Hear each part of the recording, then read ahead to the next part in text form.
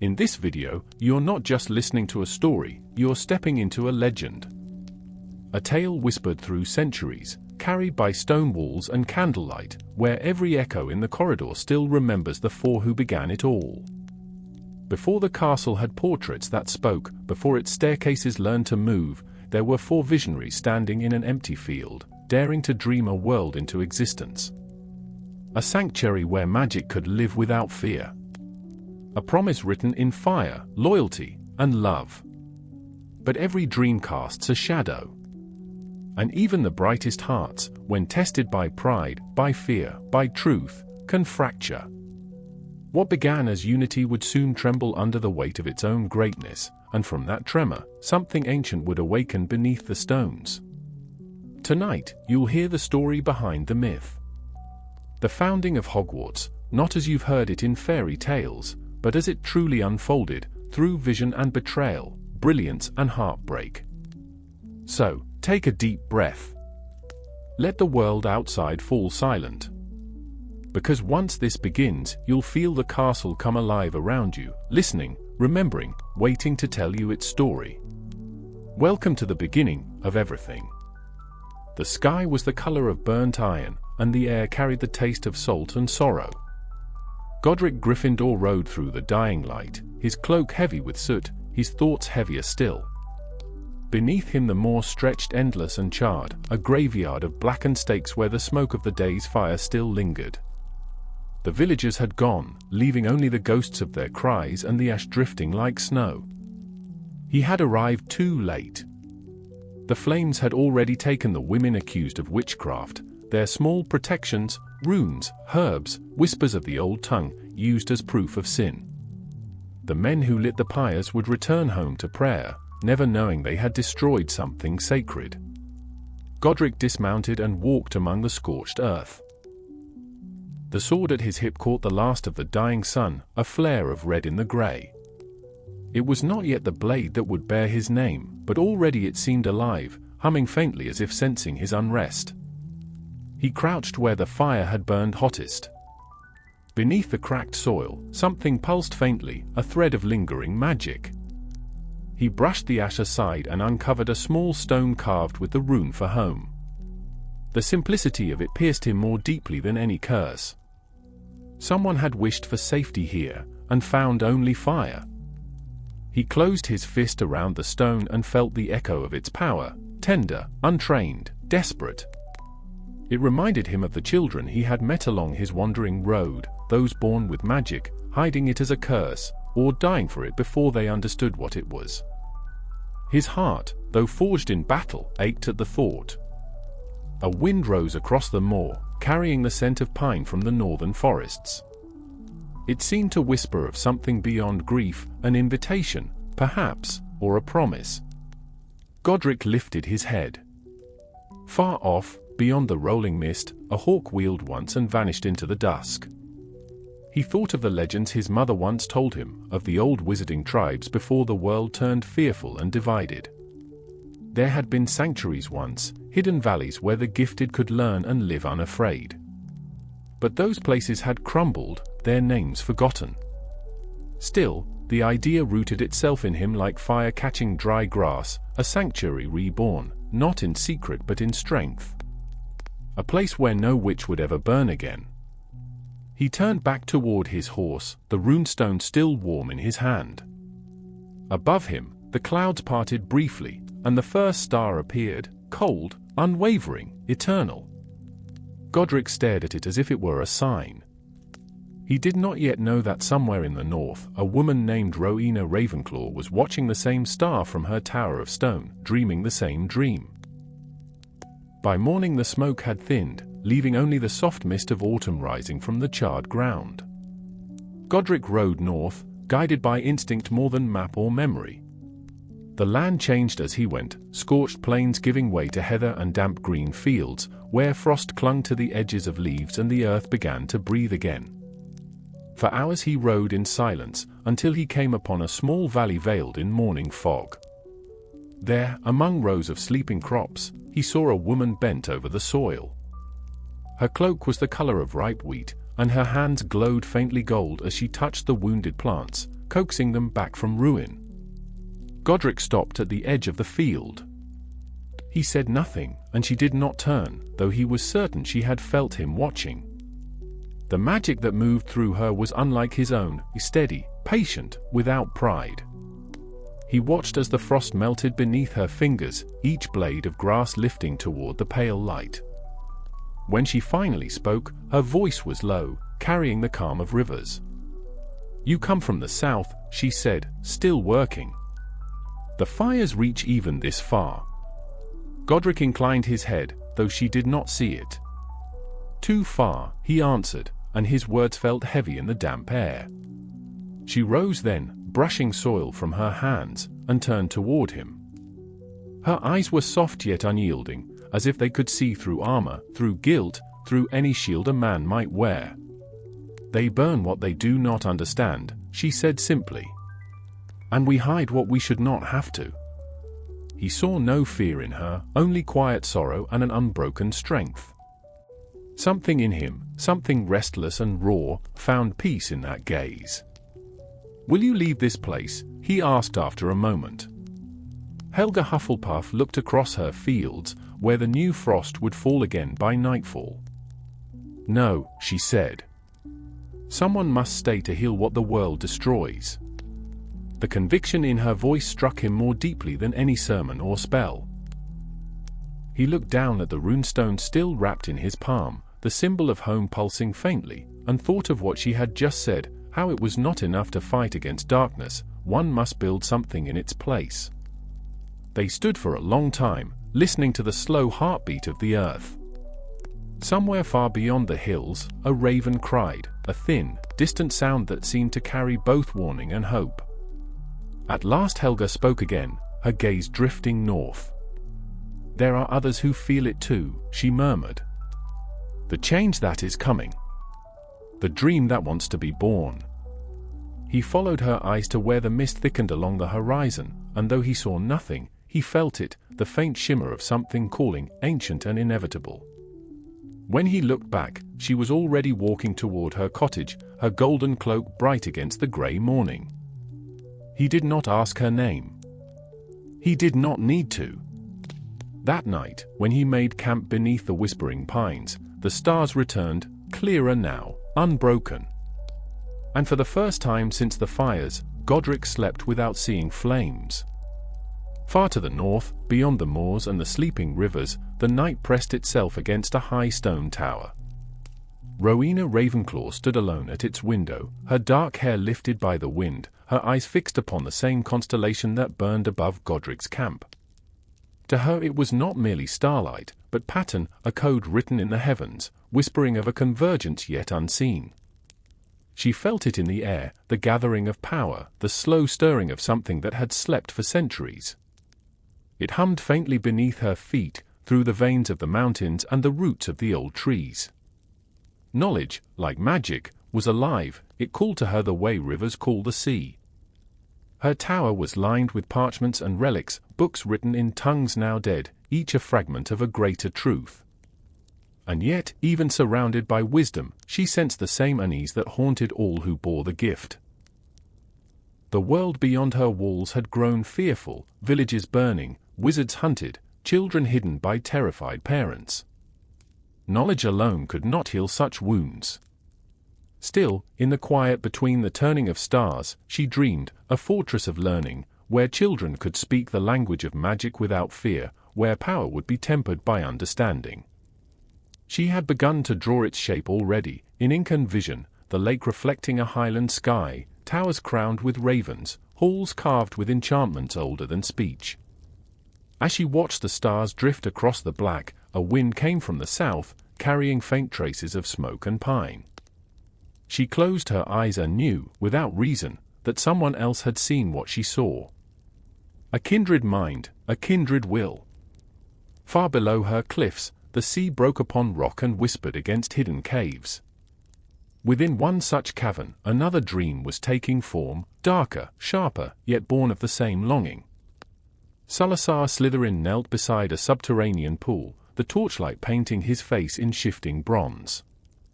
His reflection moved like a serpent across the water's skin.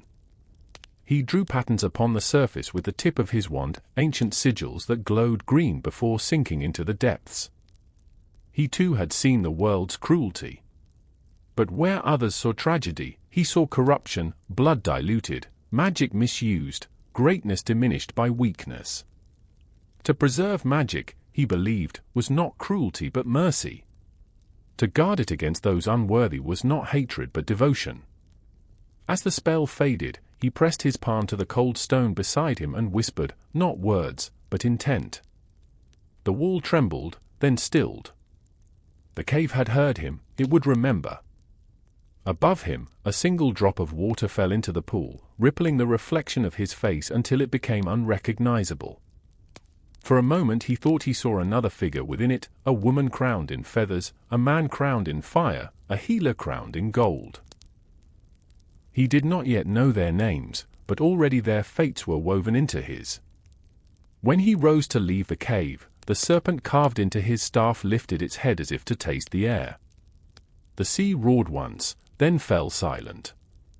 And across the wide, sleeping land, the wind carried a whisper, half omen, half promise, of a castle that did not yet exist, waiting only for hearts to summon it from dream into stone. Dawn came like a soft vow over the valley, laying pale fire along the heads of barley and turning the dew to 1,000 small suns. Helga Hufflepuff moved through the rows with her basket and her patience, listening to the soil the way a mother listens for the breath of a sleeping child. The night had been hard on the crops. A black frost had crept down from the hills, stealthy and thin as a blade. Yet where her fingertips passed, warmth followed, no flashy incantation, only a steady will shaped into care. The leaves uncurled.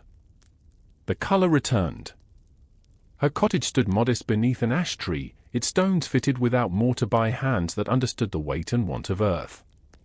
Smoke rose from the chimney, sweet with peat and herbs, and hens muttered in the yard, feathered and indignant, as if all mornings were a personal slight. Beyond the fields, a stream braided its way through moss-slick rock, and further yet, the land rose, dark and heathered, into the spine of the north. Helga worked until the ache in her shoulders eased into rhythm. She had learned the long magic early, the spells that ask more than they promise, that refuse spectacle, that bind healing to humility. The world was breaking, she did not need a raven to tell her, nor a rider from the south. Rumors blew like dead leaves along the roads, torches in churchyards, magistrates with fearful eyes, children hidden behind shutters or led away beyond the hedges and never returned. Some night she woke to the taste of smoke, though no flame burned within 20 miles.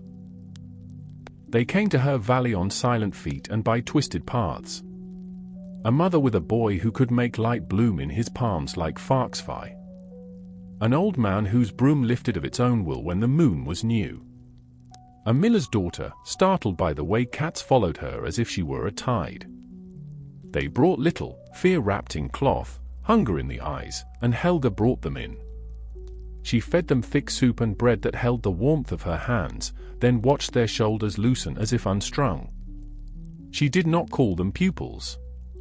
She did not call herself master. She called them by their names and learned the shape of their hope. When she taught, it felt as natural as breathing. She showed the boy how to tuck his light into a candle, then into the wick of his own courage. She showed the old man that brooms could be persuaded as well as commanded, that flight must be a conversation with the air. She taught the miller's daughter to listen to the cats and learn why they came, because the gentled heart is a harbor. There was no curriculum, only the steady miracle of attention. At twilight she would walk the field edges, reading the day's news in the movement of sparrows and the restlessness of cattle, then lay her hand to the ash tree and let her magic sink down into the roots. It kept a perimeter more faithful than any wall, alert to footfall, quick to shiver if danger drew near. She preferred such wards, quiet and living. Spikes of spellfire and snarled curses were for men who mistook noise for strength. That week the signs multiplied. Hair tracks where none should be, a coldness coiled in the stream like iron, a skittishness in the horses that tightened every rein. She felt a trembling in the valley's hidden bones as if the land itself had begun to anticipate. The tremor did not frighten her, it was the shaking a body makes before birth.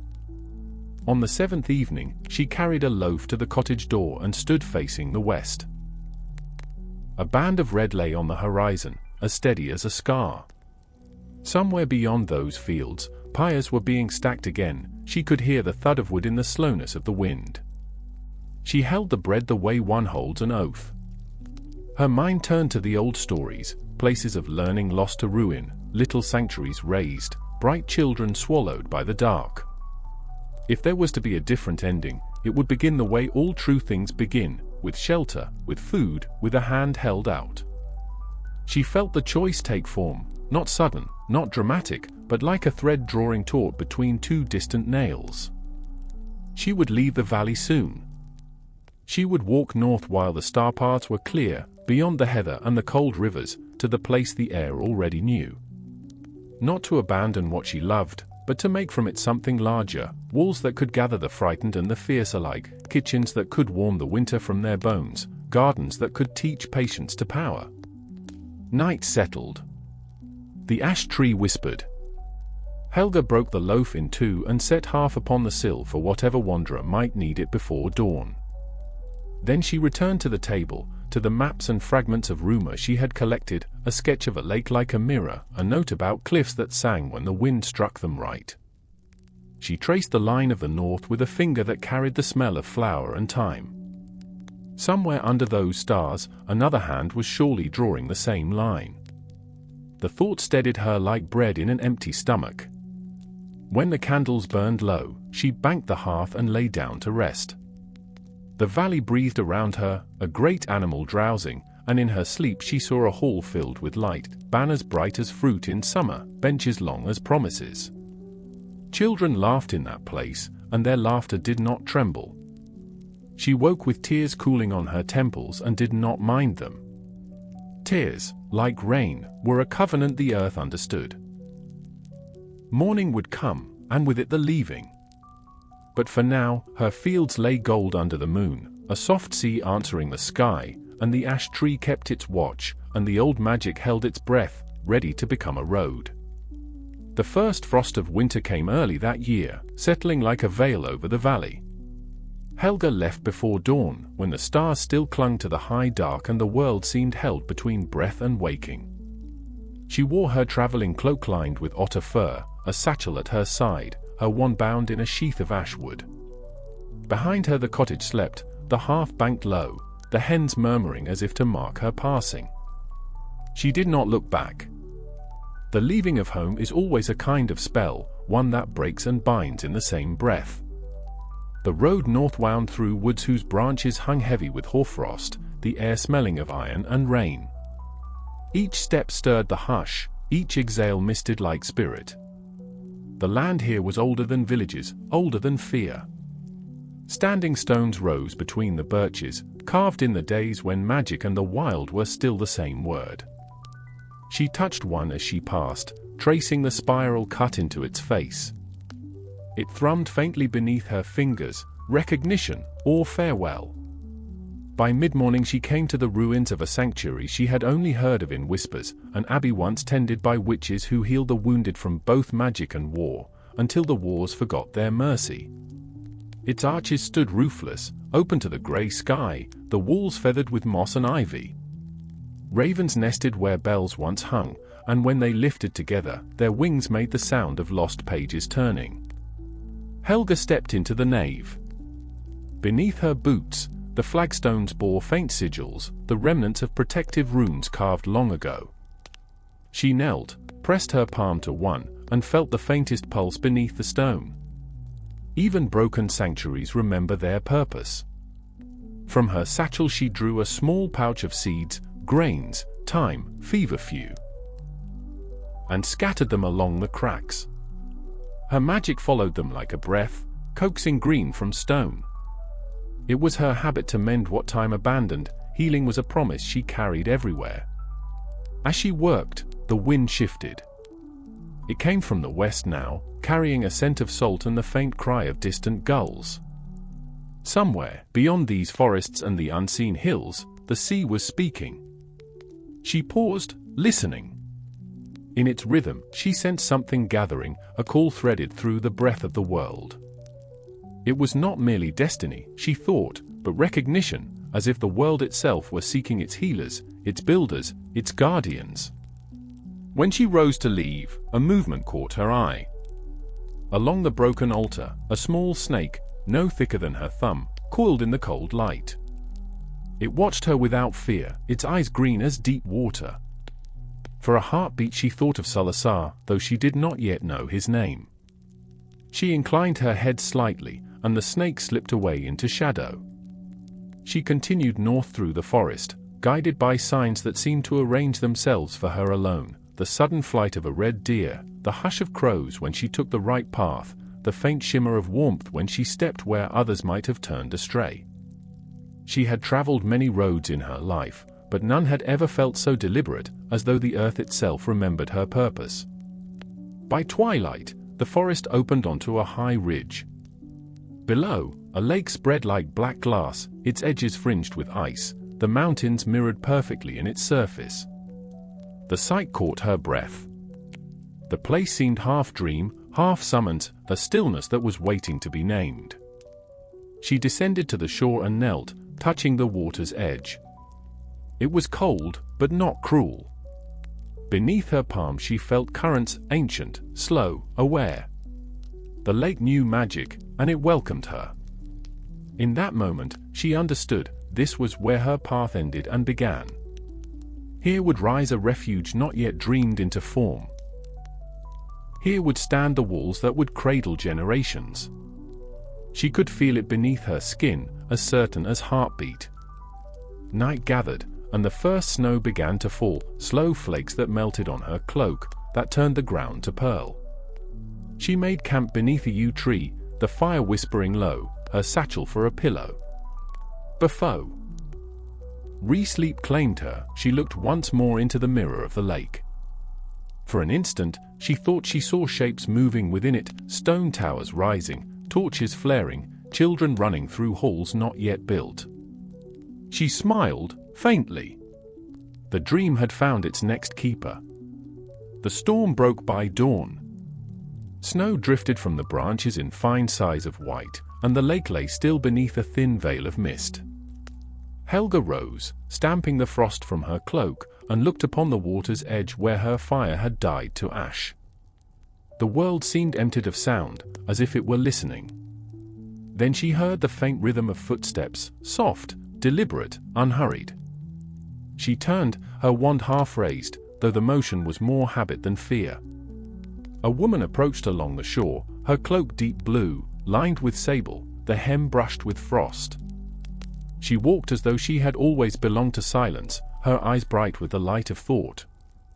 Rowena Ravenclaw did not speak at first. She stopped a short distance away, taking in the fire, the satchel, the figure before her. Helga saw the mind at work behind those eyes, the quick weighing, the quiet wonder. When at last Rowena inclined her head, it was neither greeting nor challenge but acknowledgement, the kind scholars give to truth. "You came," she said simply, her voice carrying the calm certainty of someone who had foreseen this moment. Helga lowered her wand. "So did you?" The words hung between them, more oath than conversation. They stood together in the morning light, two women bound by dreams neither could yet name. The wind off the lake carried the smell of snow and stone and distant sea, the mingling of all the elements that would one day shape their school. Rowena looked across the water, her expression distant, thoughtful. "This lake," she murmured, "it reflects more than sky. It remembers. There are stories in its depths older than any of us." Helga followed her gaze. "Then let it remember what we build." Rowena's mouth curved, faintly. "Build?" "A place," Helga said. "For those who burn too brightly to hide. For those who should never have to." Rowena's gaze lingered on her face, as though measuring the shape of courage in another's heart. "I have seen it," she said at last. "In dream and chart and star. For towers, one heart. But every dream needs foundation." Helga nodded. Then let mine be that. A raven wheeled above them, calling once before vanishing into the pale. They watched it go, neither speaking. The silence between them was rich, alive with the awareness of destiny turning its wheel. By midday, they had kindled a small fire beside the lake. Rowena drew lines in the snow with the tip of her wand, mapping shapes in the air, tracing the beginnings of halls and courtyards. Helga followed the lines with her eyes, imagining walls grown from stone and rooted in kindness. They spoke little, but every gesture was agreement. When Rowena's magic flickered, the air shimmered faintly, an outline of towers and bridges hovering above the snow. Helga reached out, pressing her hand into the mirage. The warmth of it startled her. It was not a ghost, not entirely. Something had begun. As the light faded, the two women stood close, watching the illusion settle back into mist. The lake had turned silver, and the first stars bloomed above its surface. "Others will come," Rowena said softly. Helga nodded. "They must."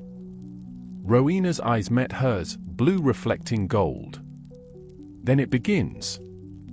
And as night took the valley, their shadows fell long upon the snow, two figures joined by vision and vow, their footprints leading toward the place where legend would one day rise from stone and dream alike. Wind encircled the high tower like a patient tutor, returning again and again with the same lesson: listen, and the world will speak. Rowena Ravenclaw stood in the chamber's hush and let the winter air comb through her hair, silvering the loose strands, sharpening her senses to the fine edge where thought becomes vision. Below her, the lake held the sky without a ripple, a dark mirror with patience enough for prophecy. Far off, the hills folded into one another like sleeping giants, their spines feathered with snow. The room was spare, a monastery of intellect. Tables of oak grown straight as law. Shelves bearing vellum that smelled faintly of iron gall and rain. On the central table lay her maps, star scripts aligned to lay traces, diagrams of arches designed not merely to bear weight, but to conduct it, the upward push of stone answered by a quiet choir of forces returning through the ribs. She had long suspected that architecture was a spell the earth would accept forever. She worked without haste, quill whispering, measuring not distance but consequence. A school would be a theorem written across time, and each line would carry children upon it. She weighed the perils and the provisions, the doors that must be hidden and the halls that must be loud with light.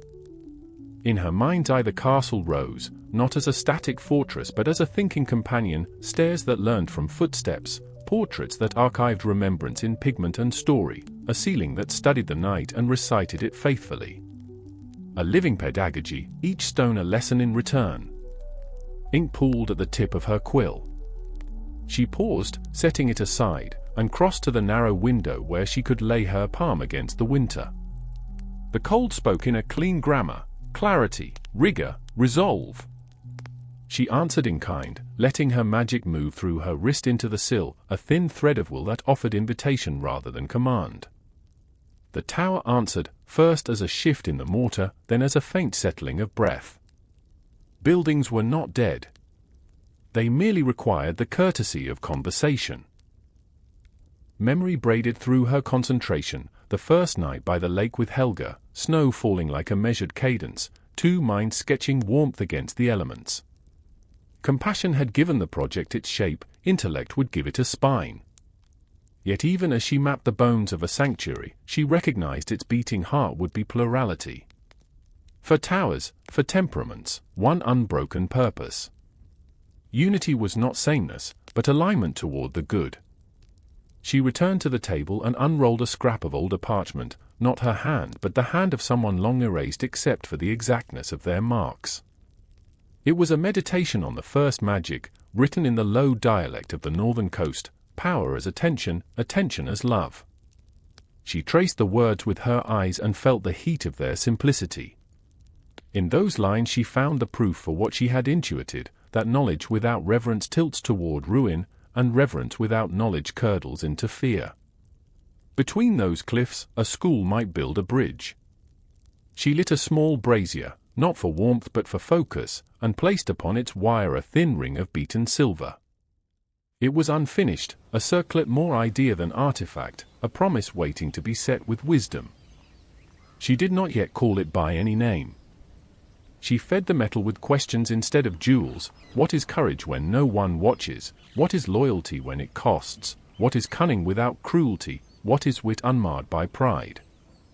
The ring brightened, not with flame but with attention, and in its pale glow the room seemed to lean closer. Night slid its ink across the glass. She turned to the eastern wall, where she kept a slate of smoothed basalt. With a fragment of chalk she drew a single door. Then another within it, then a third behind both, doors that nested like ideas, each admitting a different truth. Some doors must offer welcome, she thought. Others must demand readiness. A few must never open unless the world itself asked. The wind softened. In the hush, a memory rose unbidden, the raven's cry above the lake the morning she met Helga, the neat geometry of footprints holding the proof that two was not accident but origin. She felt, as she had then, the presence of others still unseen, one fire-hearted, one shadow-wise, approaching along their separate paths. The thought did not frighten her. Balance had always required its opposing weights. She set down the chalk. She exhaled. The tower exhaled with her, and the brazier thinned its flame to a thoughtful thread. Beyond the glass, the constellations steadied, and she read in them what she already knew: the work must outlast the workers.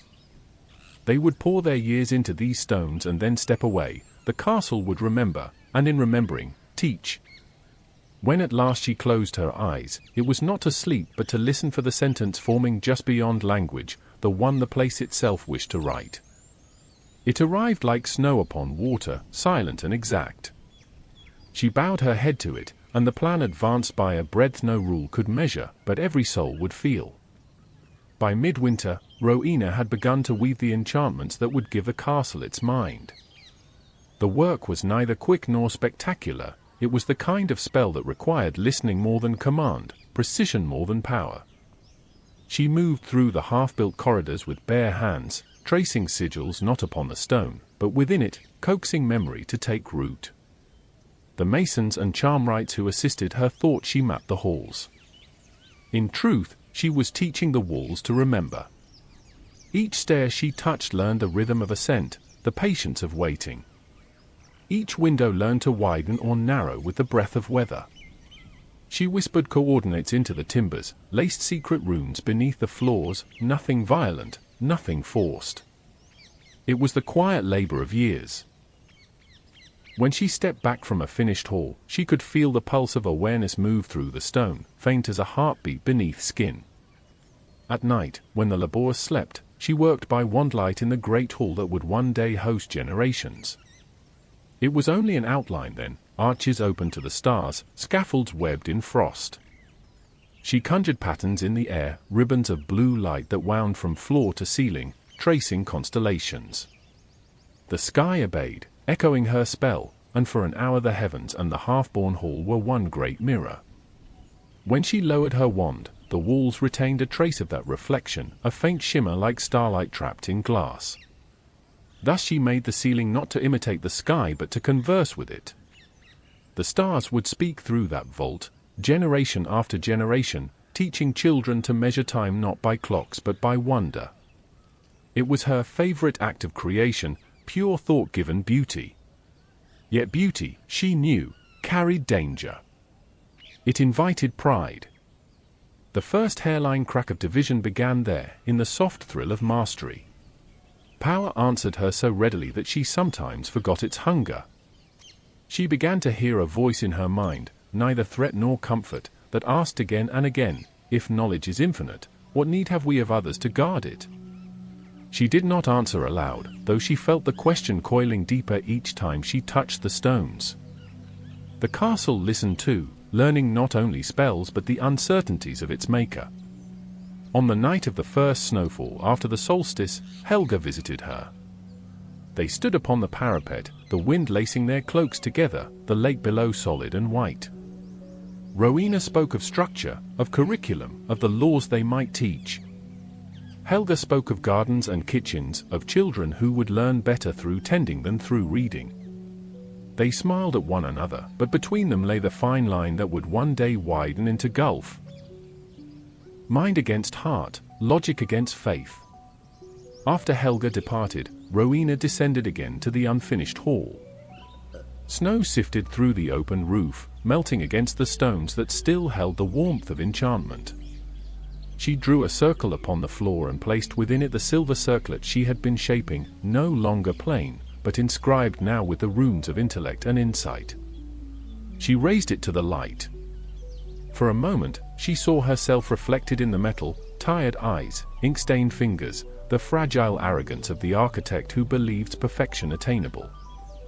Then, in that reflection, she glimpsed another face, her daughter's, pale with youth, bright with questions unspoken. Rowena smiled faintly, a brief betrayal of the composure she wore like armor. The castle would one day belong to children such as her, quick of mind and dangerous in curiosity. She pressed her lips to the circlet and laid it down. The spell that followed was simple but absolute, the binding of wisdom to humility. The metal took it without protest, glowing once before cooling to silence. The night deepened. Beneath the floor, unseen, the first secret corridors stretched themselves awake, stone rearranging to accommodate something it did not yet understand. The castle was learning to think, to shift, to remember. And somewhere in that labyrinth of intention, a shadow stirred, an uninvited consciousness born of her precision and her doubt. When Rowena at last left the hall, the wind followed her down the corridor, carrying a faint whisper like a page turning. The words were indistinct, but she felt their meaning settle behind her ribs. Every mind builds its own maze. She paused at the stair, listening, and the castle waited with her, both teacher and pupil. Then she turned away, unaware that she had already begun the lesson that would one day unravel her peace. In the deep hours before dawn, the castle breathed. Its walls inhaled the cold and exhaled silence. The torches guttered in the draughts, throwing slow circles of light that seemed almost thoughtful. Rowena sat in her study high in the eastern tower, her ink long dried, her mind still tracing unseen lines in the air. Beneath her, the foundations murmured, the slow settling of stone, or the first quiet pulse of consciousness. She had not meant for it to awaken so soon. The enchantments were meant to mature gradually, seeded like knowledge in a child, nurtured by years of use. Yet the structure had been greedy. It had listened too closely. The pattern of her thoughts had become its heartbeat, her logic its lattice. Now it dreamed when she did not. She rose and crossed the room. Frost had glazed the inner glass of the narrow window. She brushed it aside with her sleeve and looked out over the lake. The moon hung pale above the frozen water, its reflection a twin coin laid upon the world. Far below, faint lanterns marked the other towers where Helga's apprentices tended fires for warmth and Godric's craftsmen shaped the last of the gates. They looked so small from this height, small and necessary. The tower shifted underfoot, a breath she could feel through her soles. She knelt and placed her palm against the floor. The vibration was distinct now, rhythmic, intelligent. She felt it travel from stone to bone, a pulse that echoed her own heartbeat. It did not frighten her. It moved her to stillness. The world had answered her design. "Listen," she whispered. The stones answered, though not in words. A current of awareness threaded upward, gentle and questioning. She closed her eyes, and in the darkness saw corridors lit with unborn light, stairways bending to memory, rooms that recognized their occupants by soul rather than name. She saw the castle not as construction, but as spirit, the fifth founder, shaped by all four. When she opened her eyes, the brazier had gone cold. A thin ash of snow drifted through the cracked window, melting on the papers. She let it fall. Snow, she thought, was a form of amnesia. It covered all things equally. But the stones below remembered everything, and that was their peril. As she turned from the window, a faint hiss coiled through the air, softer than wind, darker than silence. She stilled. The sound came again, lower this time, moving through the stones like a serpent through grass.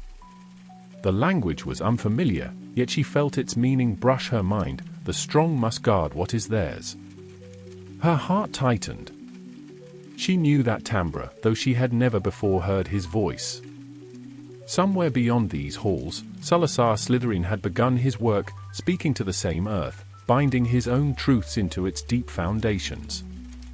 His reach was long, his faith absolute. They would meet soon, they must. Every harmony demands its counterpoint. She returned to her desk and lit a new candle. The flame steadied, throwing back the dark. On the parchment before her she wrote a single line, the start of a charter: let this school be a sanctuary for all who bear the gift. Her hand hesitated. She thought of the hiss again, of the caution coiled within it, and for the first time she doubted whether all would always mean the same to them. She set the quill aside and pressed her fingertips to the words, sealing them with a thread of magic too subtle to fade. The ink shimmered once and sank into the paper like water into stone. Outside, the first light of morning broke over the peaks. The snow along the parapets caught the sun and glowed faintly blue, as if the day itself were thinking. Below, unseen by any watcher, the frozen lake shifted. Beneath its mirror, something ancient stirred, a murmur of serpentine intent, an answering thought rising from the depths to meet the one above. Rowena straightened, unaware of the symmetry. Her tower had learned to dream, the castle had begun to listen, and far below the surface, the first shadow of division uncoiled in its sleep. She drew her cloak around her shoulders and turned to descend, her steps echoing through halls that would one day outlive her. Each footfall left a note, a syllable of a language that only the stones could keep. And as she walked, the castle whispered back, soft, reverent, uncertain, learning, as all living things must, that wisdom and peace are never the same thing. Before dawn the tide withdrew like a great creature drawing breath, and the marshes of the eastern coast lay slick and gleaming, stitched with channels that shone pewter under the paling sky. Salazar Slytherin moved along the causeway stones set by his forebears, his cloak dark as wet kelp, his thoughts running as narrow and certain as the tide runnels at his feet. Behind him, the huts of his kin hunched low against the wind. Before him, the sea he had been taught to read the way other children read scripture, its moods, its tempers, its omens. He was born into old magic. Not the theatrical kind that flared and vanished, but the patient bloodline craft held in names and oaths, secrets inherited the way a scar is inherited, unavoidable, instructive. As a boy he had listened to the night through the cracks of the cliff and learned the grammar of the hiss where water met stone. The first time a grass snake lifted its head to him and did not strike, he understood he was not merely gifted, he was appointed. Parseltongue was not a talent to be displayed, it was a dialect of fidelity, a proof of lineage that bound him backward and forward at once. He descended to the tidal caves by a path no map recorded. The air cooled to mineral and brine, the roof stooped to brush his brow.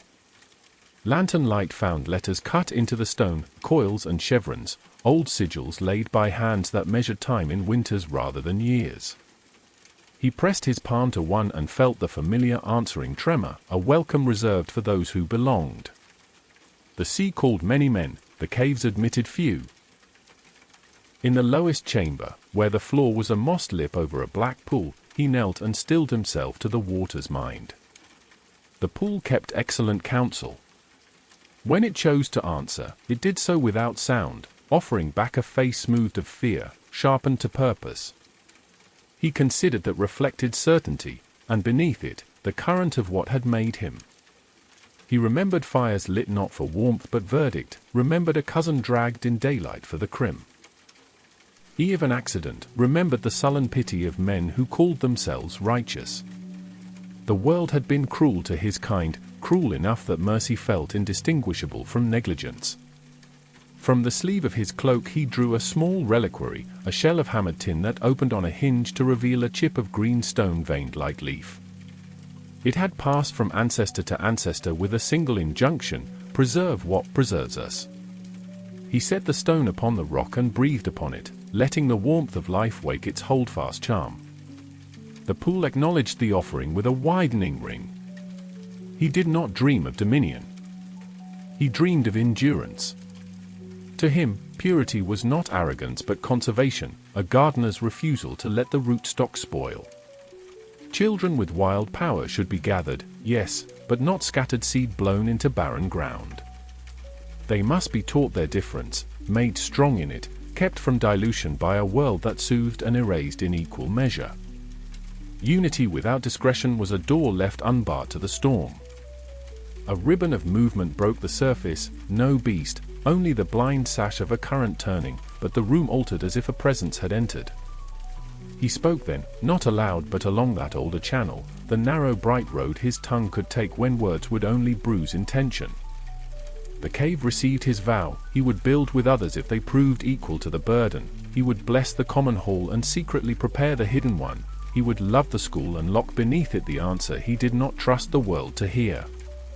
From the leather at his wrist he unbound a length of serpent-scaled thread and wound it once around the hilt of his wand, a ritual small as breath. The wood, dark, dense, exact, answered with a chill that traveled to his shoulder and steadied his resolve. Above, the sea gave a single heavy strike against the cliff, then settled as if a pact had been ratified. When he rose, the lantern flared and guttered, and his shadow lengthened across the wall into something more than man, tapered, gliding, ancient. He did not fear it. He knew shadows were simply shapes seen without mercy. He carried the reliquary once more against his heart and climbed toward the mouth of the cave, where the first light was filing the horizon.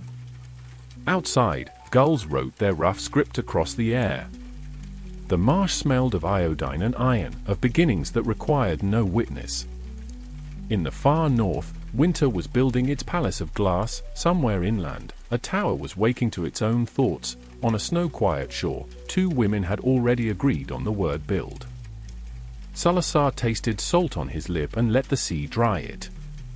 The world would break what he loved if permitted. He would not permit it. He set his face toward the interior, toward river and moor and the lake he had seen in dreams shark dark beneath the mountain. A school might rise there. He would lend it genius and spine. And, unseen beneath its feet, he would lay a chamber that remembered what most minds forget, that the guardians of a lineage must be prepared, when necessary, to guard alone. The inland road was a wound through the marshland, stone islands rising from reed and mist, the air alive with the wet breath of winter. Salazar moved as one accustomed to solitude. His boots left no print where he passed, his cloak gathered the fog instead of parting it. Every step drew him farther from the sound of waves and nearer to the heart of the island, toward mountains and forests still unshaped by human will. He kept no companions save the serpents that slumbered in his thoughts.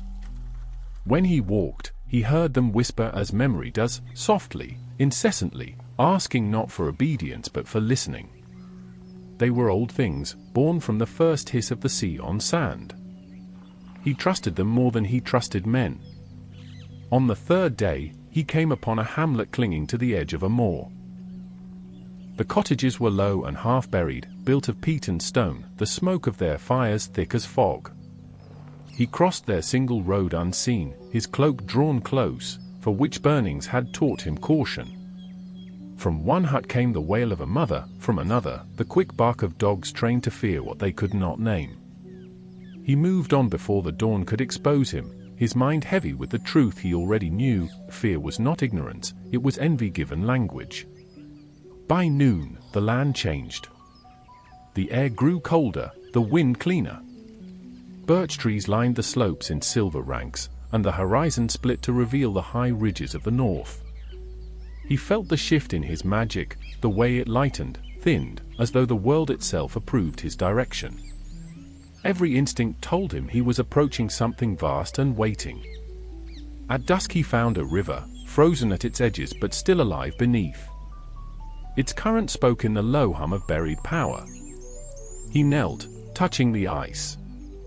Beneath his hand, the water shivered and revealed faint patterns, sigils of stone and wind, as if the land itself bore runes invisible to untrained sight. He traced their lines in the air and understood them as invitation. By nightfall, he reached the foothills. A light snowfall began, soft and measured, cloaking the ground in purity. He made camp beneath an outcrop of rock, kindling a small fire from driftwood carried this far inland by some forgotten flood. As he warmed his hands, he withdrew a piece of parchment, brittle and brown, its ink faded to the color of shadow. Upon it was drawn a map he had inherited, though its meaning had always eluded him, 4 lines crossing at a single point, each marked by a symbol, a sword, a cup, a diadem, and a serpent. The parchment trembled in the heat, and for a heartbeat, the symbols glowed. He stared at them, unblinking. It was the same vision that had visited his dreams. A castle by a lake, 4 towers rising, their light reflecting upon the water like the crown of the world. He closed his eyes, letting the image settle into him. He saw himself within that vision, no tyrant, but a guardian, the voice of the old ways made flesh. There would be others, he knew. Those who spoke of courage and wisdom and loyalty as though such virtues could stand alone. He would meet them soon enough. For now, it was enough to know that fate had drawn its circle, and he stood within it. When he slept, the serpents in his dreams coiled around the base of that imagined castle, their scales reflecting moonlight. They were neither symbols nor warnings, they were keepers, waiting for command. He woke before dawn to silence so pure it hurt the ear. Snow lay thick upon his fire, and the river below whispered beneath its glass skin. He rose, his cloak dusted white, and began the ascent toward the mountains. Somewhere beyond them, he sensed the lake calling, the same voice that had whispered to Helga and Rowena, though they would name it differently. Salazar called it necessity. As he climbed, he looked back once to the sea, now only a silver memory on the horizon. He bowed his head to it, not in farewell, but in promise. Then he turned northward again, the wind at his back, and every step became an argument with destiny, steady, relentless, certain. By the time Salazar reached the northern highlands, the snow had hardened to glass underfoot, and the world seemed made of silence. The mountains stood like cathedral walls, their shadows long across the frozen moors. Beyond them, at the valley's heart, the lake waited, vast and unmoving, dark even beneath the noon light. The air above it trembled faintly, charged with the residue of unspoken spells. He knew then he had come to the place the sea had shown him, the place that would remember him even when memory itself grew thin. The descent was slow, the path uncertain. At the shore, ice clung to the reeds, and the water lapped in low whispers. Salazar crouched, dipping his hand into the shallows. The cold bit deep, but beneath it he felt the pulse he had sensed once before in the caves, a deep current that answered his own. The lake knew him. He felt the recognition in his bones, an echo that thrummed like the first chord of a song waiting for harmony. He stayed that way a long while, watching the water darken as clouds gathered. Then he heard it, the tread of boots behind him, heavy and deliberate, not furtive. He rose without haste, turning toward the figure emerging from the trees. Godric Gryffindor moved as if the wind itself parted for him, broad-shouldered, red-cloaked, the pommel of his sword catching what little light remained. His presence was warmth against the cold, a kind of fearless brightness that made even the snow seem less severe. Salazar felt at once the recognition and the warning, 2 elements that would never truly mix, yet could not exist apart. They did not speak at first. The silence between them was larger than words, 2 visions measuring each other, 2 faiths taking form. The wind tugged at their cloaks, scattering fine ice like ash. At last, Godric inclined his head. "You've come far," he said, his voice carrying the calm of command rather than curiosity. Salazar studied him, the openness of his stance, the flame in his eyes that spoke of a heart convinced of its own justice. "Far is a matter of direction," he said quietly. "Some roads lead toward safety. others toward folly. A faint smile touched Godric's mouth, though it held more respect than mirth. "And which is this?"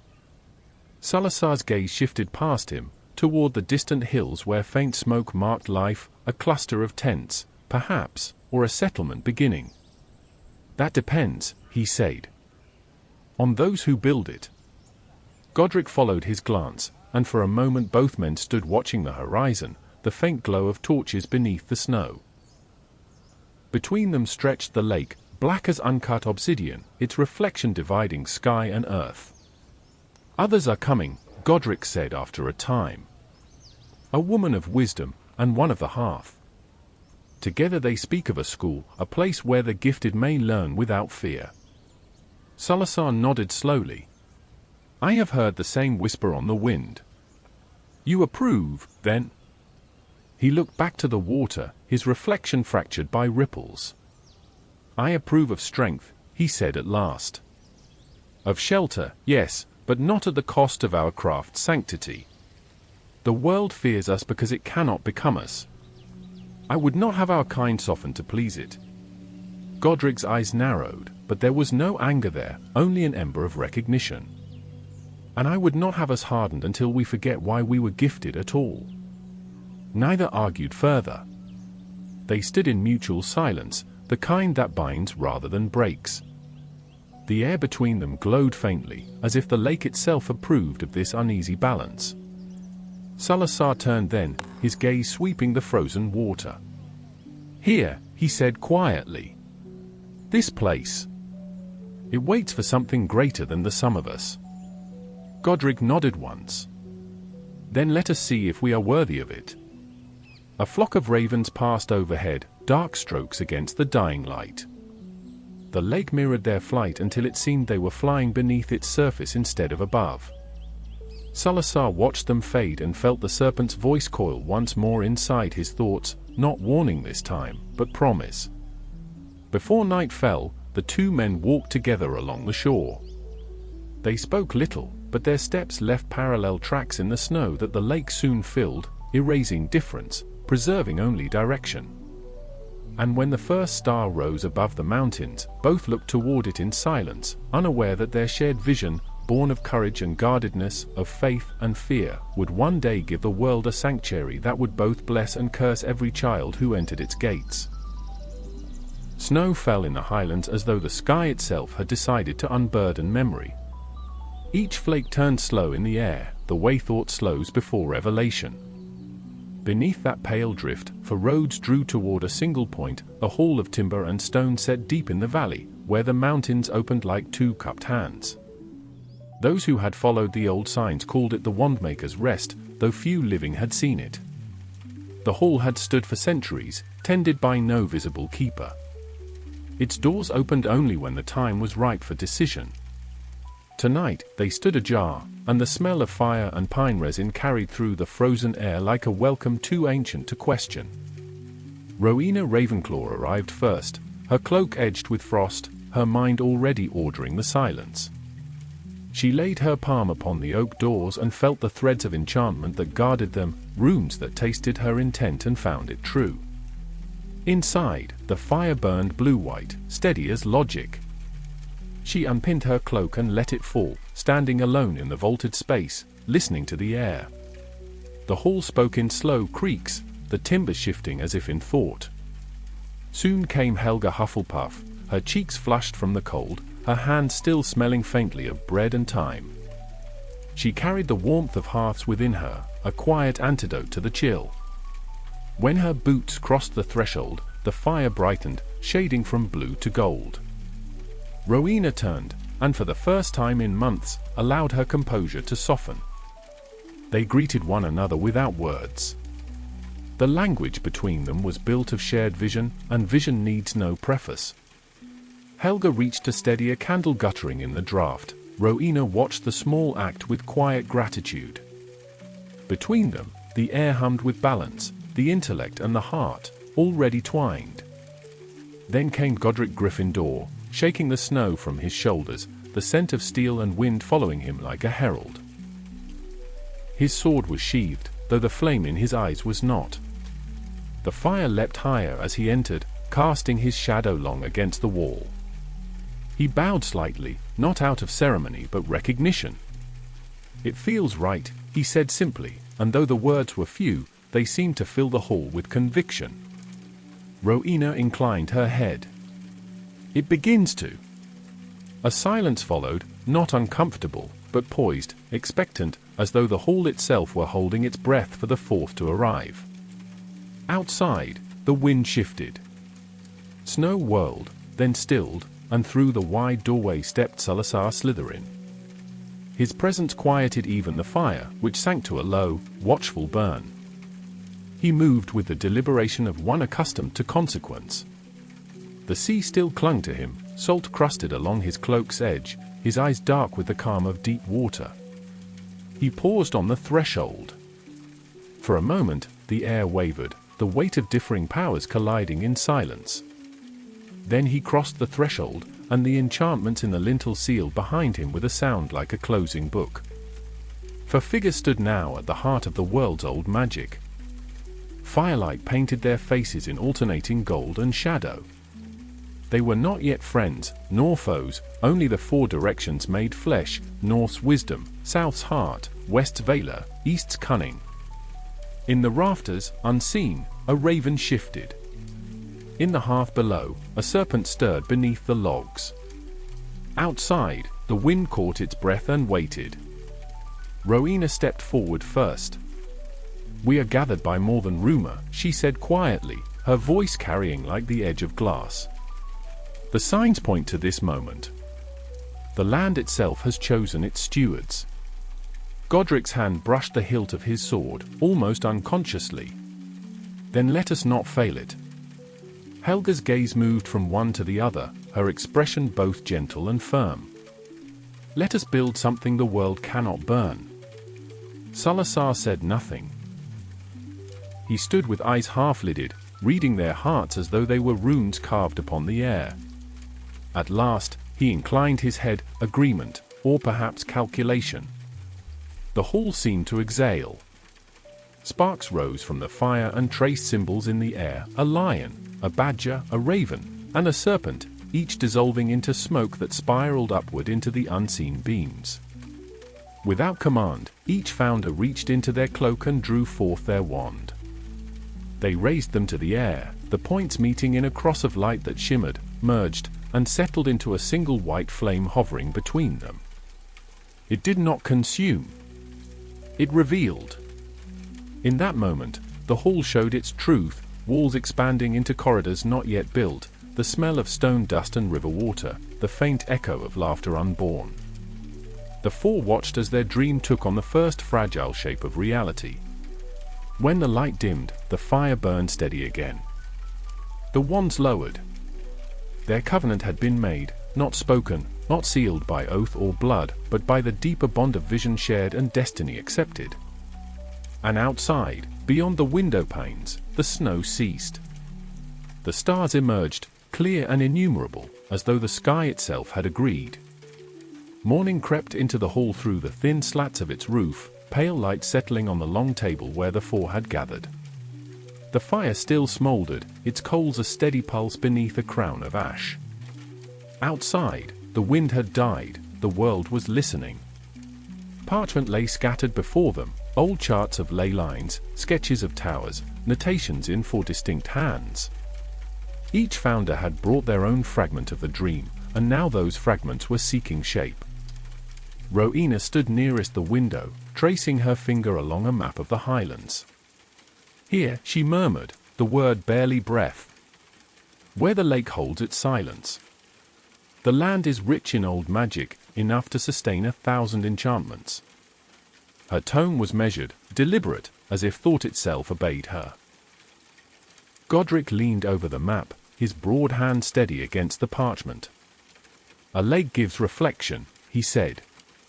"But we'll need height, a place that sees danger coming." His eyes sought the ridges on the drawing, his instincts still those of a warrior. "A castle, then. Let it be seen. Let it stand as defiance and welcome both."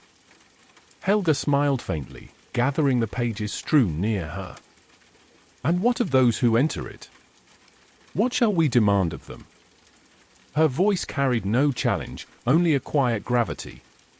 A house must have more than walls. It must have mercy. Salazar's gaze lifted from the parchment. Mercy is a currency easily spent, he said, and though his tone was mild, the air cooled around his words. Teach them power first. Teach them control. Those who cannot wield what they're given will one day fear it, and fear breeds treachery. Helga looked at him across the table, her expression soft but unyielding. Power without kindness becomes hunger. And kindness without discernment, he returned, becomes weakness. The words hung between them like a blade left suspended. Godric straightened, his gaze shifting from one to the other, the faintest glimmer of unease in his eyes. He understood both truths and the peril of their collision. Rowena watched them quietly, her mind already weaving theory from disagreement. There will be houses, she said, breaking the silence. Not as divisions, but as reflections of nature's variety. The brave, the wise, the loyal, the cunning, all facets of the same gem. Let each find their own measure, and let the castle itself decide. Salazar inclined his head, thoughtful. And who shall decide what the castle decides? She smiled faintly, that scholar's smile that conceals as much as it reveals. In time, she said, it will know. He said nothing, but she felt his skepticism ripple through the air like an undercurrent. Helga rose, moving toward the hearth. She lifted one of the logs, settled it into the embers, and the flames rose anew. Let them come, then, she said softly. The children. All who carry magic in their bones. Let this place gather them, and may the fire never go out. The three others turned toward her, and for a heartbeat, something passed between them, the acknowledgement that beneath their philosophies, they shared one purpose, survival through sanctuary. Rowena unrolled a in-owl sheet of parchment, a draft of the castle seal. For creatures encircled a single torch whose flame bore no color at all, only light. Godric's hand closed over the edge of the page, steadying it. Let this be the mark of unity, he said. Salazar's eyes lingered on the torch, and he murmured something under his breath, a phrase too old for the others to know. The fire flared in the hearth, answering in kind, and then sank back into its steady rhythm. They worked through the day, shaping laws, drafting oaths, conjuring blueprints from air and thought. By twilight, the great hall was littered with pages, ideas half-born and already beloved. And when night fell, the four stood at the doorway together. The wind had turned again, carrying the scent of pine and the distant promise of snow. Above them, the stars burned hard and cold. It begins, Rowena said quietly. Salazar's eyes found the northern horizon. It always begins, he replied. The ending is what matters. They parted then, each to their own path, to towers, fields, and the wild edges of magic where their dreams would take root. The hall dimmed behind them, its embers fading to whispers. Yet in the silence that followed, something unseen stirred, the first heartbeat of a castle not yet built, listening to its founder's every word, learning already what it meant to be divided and whole at once. In the days that followed, the valley became a workshop of dreams. The wind carried the clang of hammers and the hush of spellcraft, rivers bent their course to serve foundations, the mountain seeded its heartstone for cornerstones that hummed faintly with enchantment. Snow still fell, but it no longer gathered, each flake melted before it touched the rising walls, as though the air itself deferred to purpose. From the high ridge, one could see the beginnings of Hogwarts. The first tower roots coiling upward from earth, the lake cupping the sky like a patient witness, the forest darkening at the edges, ancient trees waking from centuries of sleep. They whispered to one another in the language of roots and rain, something is being born. At dawn, Rowena traced runes across the new archways, binding them to the laws of knowledge. Each sigil she carved shimmered faintly before sinking into stone, unseen but enduring. Her mind moved faster than her hand. Already she imagined classrooms, libraries, 1,000 candles reflecting on polished floors. She did not know she was writing memory into the walls, the first sentences of a castle that would one day remember everything. Helga walked among the builders and apprentices, her sleeves rolled high, her voice soft but certain. Where the mason's hands bled, she healed. Where fatigue dulled the heart, she sang. Gardens took shape under her touch, plots for herbs, orchards for sustenance, and kitchens that would one day feed armies of students. To her, the castle was not fortress nor monument, but an extension of care. Its walls were meant to hold laughter as much as learning. Godric labored in the fields beyond, shaping the grounds into open practice yards, calling upon the fire within him to fuse stone and soil. He believed the castle must be both shield and challenge, a place where courage was forged by trial, not granted by name. Each archway he raised carried within it the pulse of defiance, a refusal to bow before fear or tyranny. Salazar worked apart, in the low caverns where the lake's waters reached inland. His spells were quieter, more deliberate. He traced the lineage of serpents in the dark and spoke to them of promise. Beneath his hands, the first channels took shape, chambers hidden deep, where secrets might endure untouched by time. He did not yet think of them as betrayal, only precaution, an echo of the sea's depth and solitude. When evening came, they met once more in the Wandmaker's Hall, now half consumed by scaffolding, half alive with light. The air trembled with the energy of beginnings. They stood at the center, for points of a compass whose circle the world had not yet drawn. Rowena lifted her wand first, setting a spark above the hearth. For wisdom, she said, though her voice was nearly lost in the rising hum of power. Helga raised hers beside it. For kindness. Godric stepped forward, flame catching in his eyes. For courage. Salazar came last. His wand cut a thin line through the air, green and silver intertwining. For legacy, he said softly, the word both vow and warning. The sparks merged into a single flame. It swelled, rose to the rafters, and burst outward in a ring of light that spread across the valley. Every tree bowed, every river stilled, every bird took flight as the world adjusted to the existence of something new. The light reached the mountains and returned, sealing the spell. The four stood beneath the settling glow, silent. In that moment, they understood that their work had passed beyond ownership. The castle would outlive them all. It would teach, remember, grieve, and change. And within its heart, the seed of every strength and every flaw already slept. Outside, night gathered again. The stars blinked through the lingering light, curious, approving.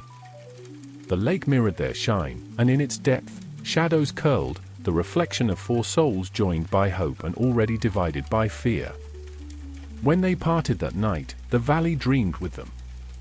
By late summer the castle rose complete enough to cast its own weather.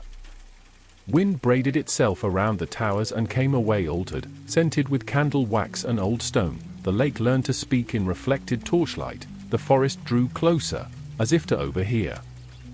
Scaffolds had vanished from the highest turrets. Runes slept beneath plaster like veins beneath skin. Floors shone with the patience of hands that had rubbed them smooth, and staircases paused at landings as though already remembering each pair of feet that would ascend. That evening, the sky cleared to a hard, expectant blue. Dusk arrived not as an ending but as a gathering, as if the light had stepped back to make room for something larger. Far above, the first herald star appeared, and with it a slow procession of others, sharpening one by one until the whole vault of heaven felt deliberate. On the lake's far shore, night opened its silver door, and meteors began to traverse the dark, thin, precise burns like quills writing across vellum. They gathered in the courtyard where the four wings met, a compass of stone warmed by the day's last heat. The castle breathed around them, banners making small weather, windows cooling, the faint tick of settling arches. Rowena came first from the eastern stair, her hair unbound for once, the diadem circlet still unfinished in her hand like an equation awaiting its final proof. Helga crossed the lawn carrying a lantern whose glow seemed to prefer the living things, grass brightening, ivy whispering as she passed. Godric arrived from the training grounds, the scent of iron and clove still on his gloves, his sword sheathed but thrumming with readiness. Salazar stepped from a shadowed arch that touched the underways. The night clung to him a moment longer than to the others, as if reluctant to divide from its kin. They stood without speech. Somewhere a nightjar called and was answered. The meteors thickened, stitching fire through silk. The castle quieted until even the flames in the torches leaned inward, attentive. Rowena lifted her gaze as one who reads a text already half memorized. She raised her wand and traced a circle above the courtyard, a thin line of pale light that did not shine so much as clarify what it enclosed. Helga stepped into that circle, setting her lantern at its center, its glow settled like a heartbeat. Godric unsheathed his blade only far enough to sing metal against metal, then set his palm upon the pommel, a vow made flesh. Salazar laid 2 fingers to the stone underfoot and closed his eyes, listening for the deep grammar of the foundations. In that stillness, their intentions found one another. No words were required, but words came anyway, the quiet kind that do not scratch the air. Rowena gave the shape, learning as sanctuary, knowledge as discipline, wonder as law. Helga gave the warmth, doors open to the frightened, bread and time for the slow, dignity as a daily practice. Godric gave the charge, courage forged by trial, defense as duty, joy as resistance to terror. Salazar gave the duration, lineage remembered, craft unspoiled, a future guarded from the future's own errors. The circle held all for offerings and turned them toward one name, Hogwarts, spoken not aloud, yet resonant enough to pass through stone like rain through loam. The meteors flared brighter. Their ash fell so fine it seemed like blessing. The castle took the oath into itself the way a tree takes light, translating it into growth. Stairs gained a second mind, thresholds thickened with recognition, the great hall's new ceiling learned the exact voice of the night. In hidden places the underways arranged themselves, corridors nudging half a breath to reconcile separate truths. Even the portraits, not yet painted, made space for future memory. For an instant all felt the same sensation, a turning of the world that did not tilt the body but steadied it, as if gravity had finally chosen a more exact center. The oath had set. The wind shifted. The lantern's flame leaned east and recovered. On the lake, the meteor's mirrored fire ran and broke and ran again, as if the surface could not decide whether it was water or sky.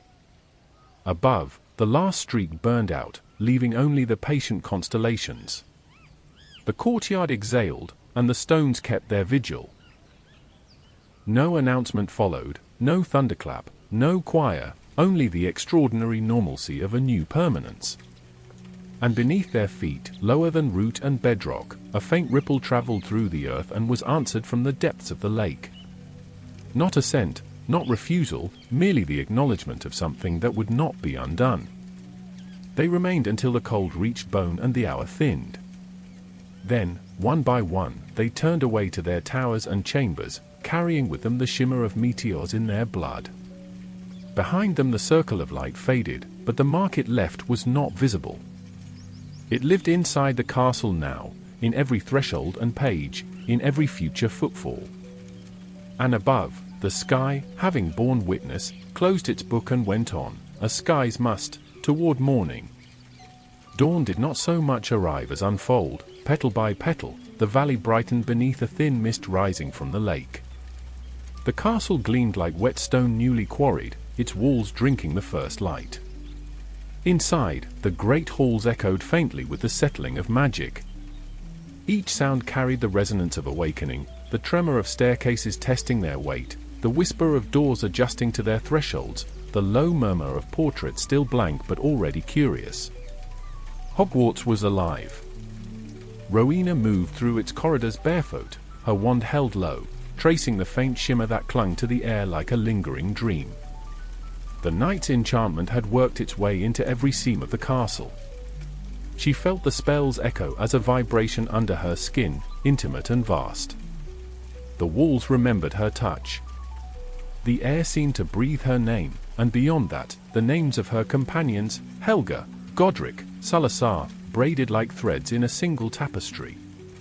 At the central stair, she paused. The sun fell in fractured shafts through the high windows, cutting across the dust still suspended from their work. For a heartbeat she imagined she saw faces there, the children who would come, the generations who would inherit this promise. Their laughter was faint but certain, a prophecy disguised as memory. From the lower halls rose the sound of Helga's voice, soft but steady, speaking to the workers who remained. She was blessing the kitchens, not with grand gestures, but with patience. Her magic did not surge, it rooted. Spices shimmered in their jars, spoons hung themselves neatly on racks, and the hearth accepted its first eternal flame, one that would never fully die. Godric's laughter followed, booming and alive. He had taken to the open fields, training the first groundskeepers in the art of enchantment and blade alike. His magic was heat and motion, a defense made joyous. When he shouted to the men to lift the new gates, the iron obeyed with a hum that echoed courage itself. Only Salazar kept apart. He had descended into the foundations, where the water from the lake seeped through the cracks in the stone. There, by wandlight, he examined the understructure, not for flaw, but for opportunity. The wall still sang faintly with the night spell, but he heard another harmony, lower and older. It was the voice of the earth itself, unrefined, unfiltered by human ambition. He listened, and pressed to the damp rock, and in that moment he decided what none of the others yet knew, that every fortress must keep a hidden heart, a chamber sealed from time, where truth might survive corruption. Above, the great hall took shape. The tables, long and plain, arranged themselves beneath the enchanted ceiling. The air shimmered and broke into sky, and clouds drifted slowly across it as if the roof had forgotten it was stone. Rowena's work, delicate and profound, made the hall a mirror of the heavens, a reminder that knowledge, like light, had no ceiling. By midday, the four gathered there, drawn not by summons but by the unspoken pull of completion. They stood beneath the false sky, the sunlight of enchantment washing their faces. For the first time, there was nothing left to build. Helga placed her hand on the table nearest the hearth. "It is done," she said simply. Rowena nodded, her gaze sweeping the hall. "Almost," she answered. "There remains the oath itself, not to bind the castle, but to bind us." Godric's hand tightened on his sword hilt, though it was an act of reverence rather than defense. "A vow before the living stone," he said. Salazar's eyes flicked upward to the enchanted ceiling, where clouds gathered over phantom stars. "Vows are chains, even when made in faith," he murmured. "But I will give mine, while faith still endures." They formed a circle once more, this time not under meteors but beneath their own creation. The hall held its breath. The light dimmed, and the castle listened. Their wands rose, crossing above the table. Together they spoke the words that would never be written, sealing not spell but intention, to teach without fear, to preserve without tyranny, to remember that magic was a gift before it was a weapon. When the last syllable faded, the ceiling brightened to blue. Outside, the lake stirred, and the forest exhaled. The oath was whole. But somewhere deep beneath the castle, the foundation shifted, not in rebellion, but in reply. Salazar felt it first, a faint tremor beneath his boots, the earth acknowledging his earlier whisper. The chamber was listening, too. Twilight came soft as breath over the valley. The day's work lay behind them, the castle gleamed like a held note at the end of a song. Yet beneath that stillness ran another rhythm, low, persistent, uncertain. Hogwarts had taken its first deep breath, and already it was learning to dream. The four gathered once more upon the ramparts. Below them, the lake stretched immense and glass-dark, its mirrored sky flickering with the last color of sunset. The mountains beyond stood like sentinels, keeping the horizon at bay. From the forest rose a soft mist that touched the castle's feet and lingered there, as if to listen. They had not called this meeting. The moment had summoned them, the way gravity summons falling stars. Rowena leaned upon the cold stone parapet, her eyes lifted to the first appearing stars. "It feels awake," she said, her voice barely more than thought. "As if it waits for something, for us, perhaps, to teach it how to be wise." Godric's gaze traced the grounds below, the new gates standing proud in their archways. "Wisdom is fine," he murmured, "but I would rather it learn courage first. The world is still cruel beyond those walls." Helga smiled faintly. "Then teach it both," she said. "Courage and kindness. They must live together, else neither will last." Salazar's eyes were on the lake. His voice came low, almost meditative. "And yet mercy too easily forgets discernment. The world will send us all manner of children, some gentle, some fierce, some touched by darker waters. Will you welcome them all?" Helga turned toward him, her warmth undimmed. "Yes," she said simply. Rowena's tone followed like a measured chord. "We cannot build a sanctuary and then close its doors. Magic chooses its children. It is not our right to unchoose them." The silence that followed was deep and brittle. The wind shifted, threading through their cloaks. Far below, the lake rippled once, as though something beneath had stirred. Salazar's jaw tightened, but his eyes remained calm. "You mistake caution for cruelty," he said. "There is more at stake than sentiment. Our kind stands at the edge of extinction. The blood thins, the gift falters. You would open the gates to all, and in so doing, invite the ruin that hunts us still." Godric turned, the fire of the torches catching in his eyes. "And I would rather fall defending a world that trusts too much than live in one that fears too easily." Neither man raised his voice, yet the space between them grew taut as wire. Rowena stepped back, her gaze shifting from one to the other, reading not anger but inevitability. Helga placed a hand on the stone, grounding them all. "This is not the night for quarrel," she said gently. "Let the castle decide. It will listen to every heart that enters. It will sort them as it sees fit, according to strength, not ancestry." Salazar said nothing. His silence was both agreement and withdrawal. He looked down once more at the lake, where faint ripples crossed the reflected stars, then turned away. The others watched him go, his figure dissolving into shadow. When the sound of his footsteps faded, the air seemed lighter, though not easier. Rowena sighed, closing her eyes. "Even the wisest house has cracks in its foundation," she whispered. Helga answered softly, cracks let in the light. Godric's hand fell to his sword hilt once more, resting there like a promise. "And shadows remind us to keep it burning." Below, the lake stilled. The stars resumed their vigil.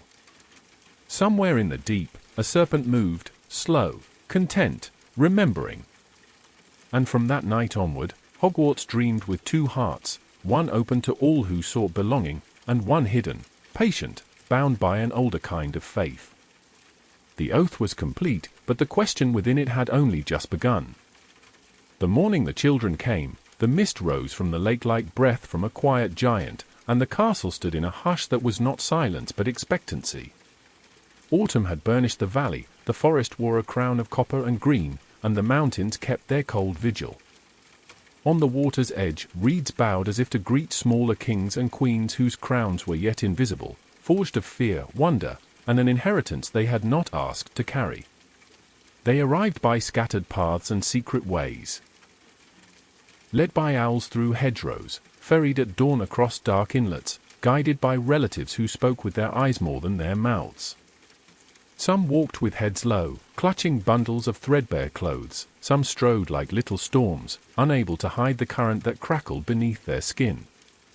A few came alone, slipping from houses where the word which was hissed like a curse, following rumors that smelled of bread and night sky. Helga stood near the gates with a shawl looped firm about her shoulders, directing the stream of arrivals with the gravity of a harbour master. She did not count them, she weighed them, cheek by cheek, eye by eye, the hunger, the triumph, the hidden tremble. Her welcome was a pressure of the hand, a cup of spiced milk pressed into small fingers, a murmured blessing that felt like a hearth-catching flame. The kitchens behind her woke entirely then, cauldrons finding their boil, knives laying themselves in order, an invisible choreography of sustenance. Rowena watched from the stair that led toward the great hall, quill tucked behind her ear like an afterthought. She held a ledger bound in pale leather, though what she measured could not live on paper. As each child passed, she felt a stirring in the air beside them, the way the castle leaned subtly to listen, curious, attentive, already discerning the cadence of their minds. She had taught the stones to remember, now she marveled as they began to interpret. Godric walked the outer yards, eyes alert, gaze warm. He noted the way a small boy set himself between his sister and the world, the way a girl tested a fallen branch as if it were a wand and then laughed when it flared only with sunlight. He instructed the grounds to open and the walls to guard. Defense was not paranoia but promise. The new gates lifted, steady and bright, and he felt the oath of the metal answer his palm, I will hold. Salazar moved the perimeter where earth gave way to water, his cloak catching at the reeds. He listened beneath the noise of arrival for the darker frequencies, ambition honed by hardship, gifts sharpened in secret, the hush of power that does not display but prepares. He did not scorn the timid nor the loud, he merely reckoned the cost of each child to the future. When a serpent slid from stone into lake and vanished, he inclined his head as if a signal had been made and received. Then the castle began to sing. It started as a vibration in the lintels, a thrumming in the floorboards, like the first plucked string in a hall not yet aware of music. The sound rose along columns and gathered under arches, it threaded the rafters and made lantern chains hum. In the great hall, the enchanted sky deepened to a luminous blue, and a pale aurora walked the high air, as if the night had left a scarf behind. The song had no words, only welcome, notes of oak and river, ember and ink, bread and courage. Children looked up, mouths parted, and forgot to be afraid. Rowena stepped into the hall and felt the harmony shift to meet her, scaffolded by logic, warmed by wonder. Helga's arrival brought lower tones of comfort and belonging, the resonance of shared tables and soft blankets.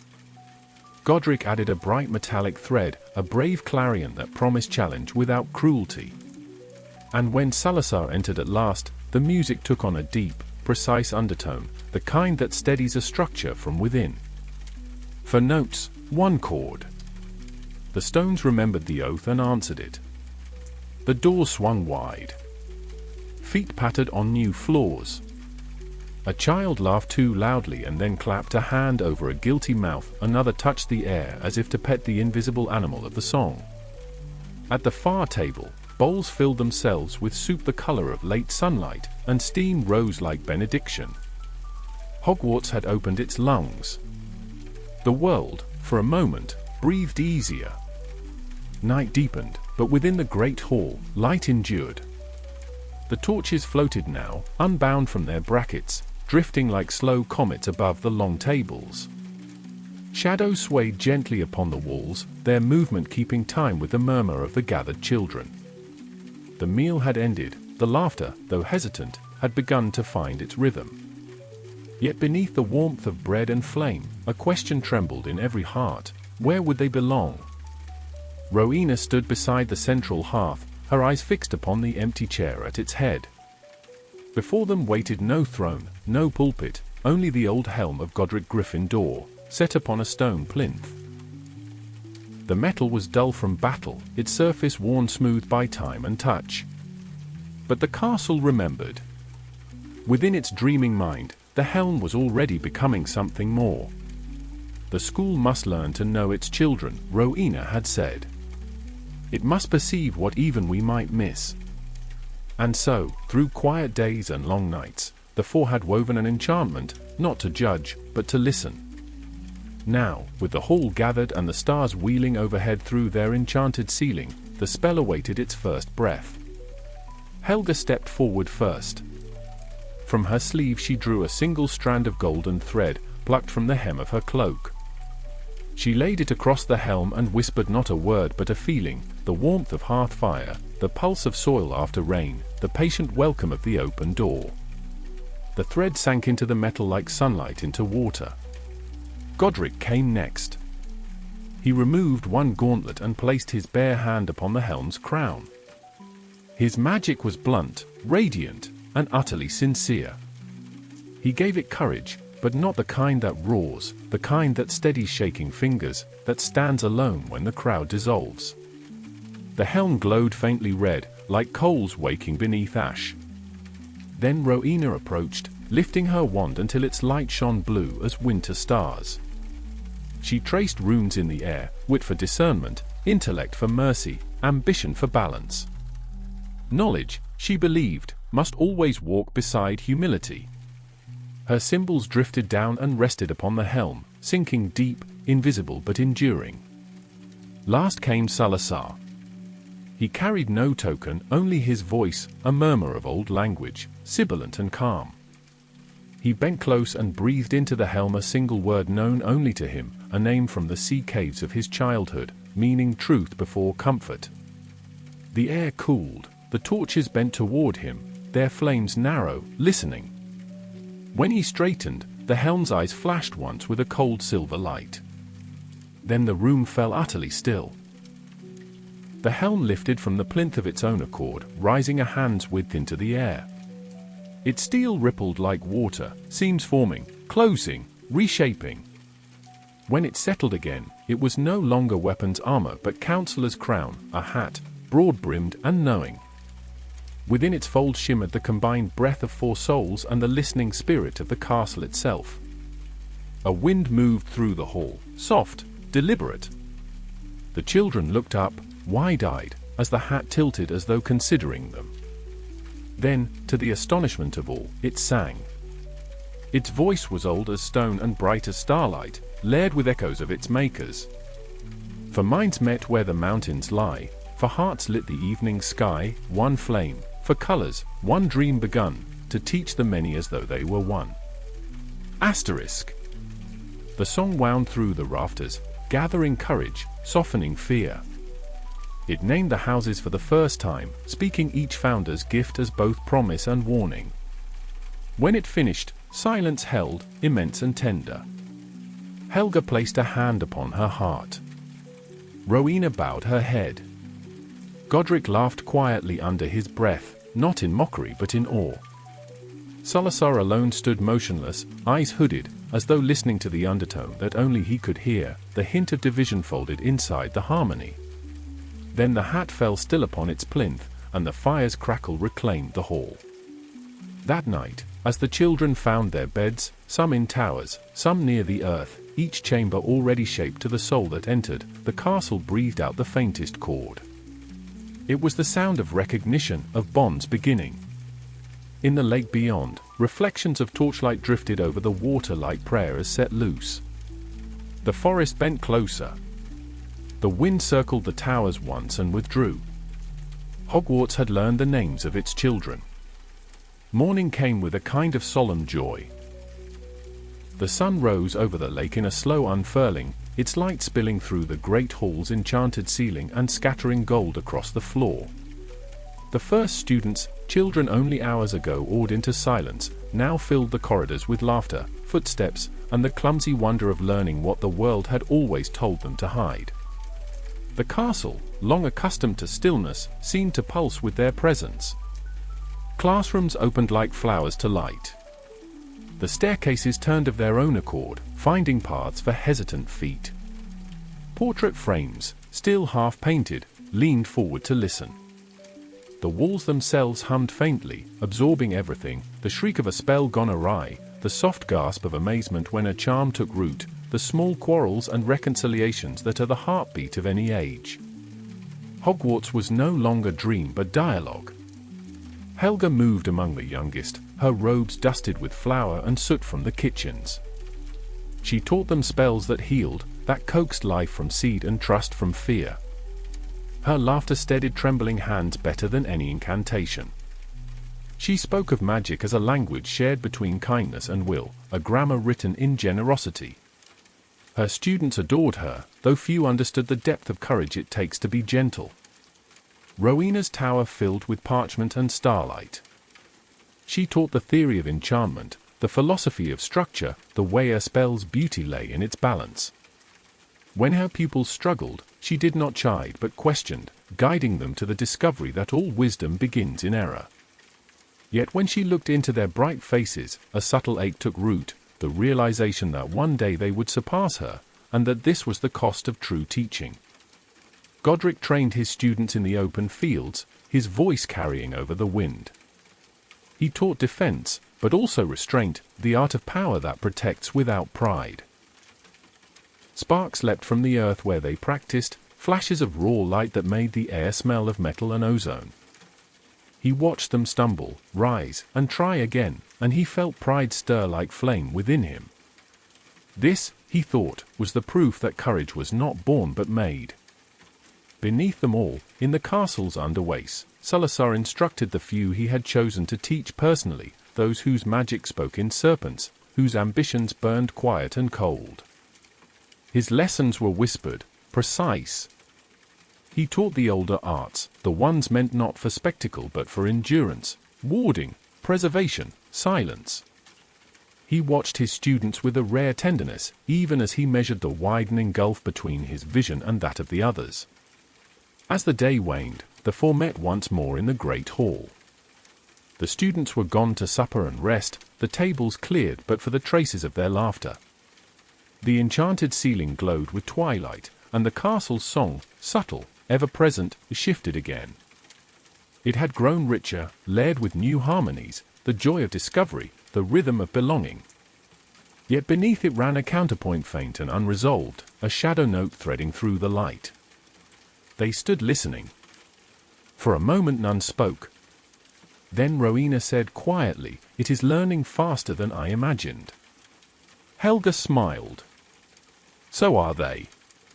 Godric nodded, his gaze on the far windows where the last light dimmed. "We have given the world a flame," he said. "May it never go out."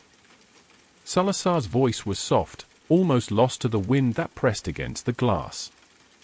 "Or consume what it was meant to warm." Their eyes met, for mirrors of the same fire, each reflecting a different truth. Then the silence closed around them, deep and reverent. Outside, the forest whispered its ancient benedictions. The lake caught the last star in its surface and held it as though unwilling to let night have it back. Inside, the castle settled, dreaming already of tomorrows. The song of Hogwarts rose once more. This time lower, wiser, edged faintly with melancholy. It was the sound of something immense becoming aware of itself, and of the four hearts whose unity had birthed both glory and its inevitable shadow. Night pooled deep and blue over the highlands, and the castle kept its vigil with 1,000 candles breathing steady light. The lake lay as a polished shield, holding the moon without a tremor. The forest, dark-browed and old, leaned inward as if to hear. Inside the great hall, benches glowed like river-worn oak, and the enchanted ceiling studded the sky it imitated with perfect fidelity. Beneath that watchful firmament, the children gathered in a trembling constellation, bright faces upturned, hands folded or fidgeting, each life a new wick set to flame. Upon the plinth at the front rested the hat that had been a helm, a relic turned oracle. It did not shine. It waited. Within its fold slept the careful braiding of 4 minds and the larger mind of the castle itself, a braided cord thick as a hope. Around it, silence collected like dew. Rowena stood at the edge of the dais, still as a drawn line, her gaze moving across the crowd with tenderness hidden inside appraisal. Helga waited near the doors, steady as a hearth, ready to gather whatever fear might spill from the eyes of those smallest and most alone. Godric stood upright as a banner in windless air, his strength a kind of stillness, his faith a drawn breath held for another. Salazar kept to the shadow of a pillar, eyes half-lidded, measuring what could not be measured without love and caution both. The hat stirred. It was a small motion, a crease loosening like a brow softened by recognition. The air quickened, and the torches leaned toward it. When its brim lifted, the sound that followed was not speech at first but a slow chord, stone humming to stone, a stair recalling its own weight, a lake remembering the first star it ever held. Then the voice unfolded, old and bright at once, carrying the trail of meteors, the click of ink-dried quills, the patient gravity of kitchens and gardens and iron gates. It sang of 4 hearts and 1 house, of difference welcomed without dilution, of a school that promised to teach without teaching fear. It named the animals that would be emblems and the virtues that would be law. It warned, too, gently, as a friend warns another who stands at the edge of a cliff about to admire the view. When the last note thinned into the rafters, all was still. It was as if the song had taken some anxious weight in small hands and set it down, intact and named. The children stood straighter. The hall breathed. Then the sorting began, and the hat learned to hear. A girl, pale as river sand and narrow-shouldered, stepped forward first. She kept her eyes down, but the air around her thrummed with the soft thunder of unspent thought. The hat rested upon her hair and went silent, weighing not her shyness but the fire-banked order behind it, the hunger for pattern, the reverence for the hidden hinge in every structure. When the brim lifted, the hall needed no proclamation to know where she would go. She found her place beneath blue and bronze, and the benches shifted to accept her, making room not only for her body but for the precise angle of her gaze upon the world. A boy followed, dust-kneed, with a scuff on his cheek as if he'd already stumbled and gotten up before the day even began. He sat with ill-kept attention and a loyal look at the girl who had just been placed, as if to say he would fetch whatever she forgot. The hat felt in him a patience heavy as earth, a promise to carry weight without complaint, and a stubborn mercy that would resist every test. He went to gold and black, welcomed by the thump of hands on wood, by bread-warm smiles that understood the slow courage of tending. Next came a child whose laugh had survived many dark rooms. The brim settled, and the hat met a will that flared like steel in a forge, no bluster, no swagger, only the sudden rush of standing when one is expected to kneel. The hat listened to the leap before fear, to the quiet refusal to abandon another. Red and gold opened like a gate, and the child ran there, wild with relief that bravery could be a home. Then a slender boy with a quiet jaw and sea-bright eyes. The hat found ambition chilled to clarity, no cruelty, only a disciplined desire to preserve and rise. It recognized the talent for secrecy that is not deceit, the reverence for an older grammar of magic. Silver and green made space, cool and exact, and he slid into that current like a river finding its bed. So the night moved, a river of spirits poured through a listening cup. The hat did not judge so much as confirm. It found hidden harmonies in stubborn hearts and tender motives beneath proud chins. It placed a fierce child with a limp among the brave, knowing that some courage is not in the limb but in the will that drags it, a biting-tongued girl among the patient, knowing that loyalty sometimes wears thorns to guard its root, a dreamy-eyed boy among the wise, recognizing that insight often arrives dressed as distraction, a ferociously tidy child among the cunning, seeing that order can be a weapon as much as a comfort. Rowena watched, a light traveling behind her eyes as each placement elaborated her theorem of the soul. Helga's hands were often lifted, not for spell but for reassurance, guiding a wavering step, squeezing a shoulder, for belonging is something the body needs to feel before the mind can accept it. Godric stood at ease and yet vigilant, neither smiling too widely nor frowning to forewarn, holding space for triumph and misstep alike. Salazar noted the rare ones who bore the old affinities, their gaze angled toward the undercurrents, their magic tuned to frequencies unkind to noise. He loved them silently, most of all. Soon the benches grew crowded into families that did not yet know the word. The colors above them breathed, banners lifting in breathless draughts from the enchantment that laced the hall. The ceiling darkened as the night outside thickened, constellations slipping into place with their ancient calm. Somewhere a plate refilled itself without a hand, somewhere a cup forgot to empty. The castle had so many ways to comfort, and it learned more with every heartbeat. But beneath the music of acceptance, a quieter line began to write itself. The hat felt it first, because it had been taught to listen in more than one direction. The children sorted easily at the edges, those whose gifts proclaimed themselves, whose needs matched their houses like keys to doors. It was the ones who stood at thresholds that created the soft ache, the child who might be brave because she was faithful, or faithful because he was cunning, or cunning because she understood the mind's mercy, or wise because the world had only rewarded her courage. The hat held them longer.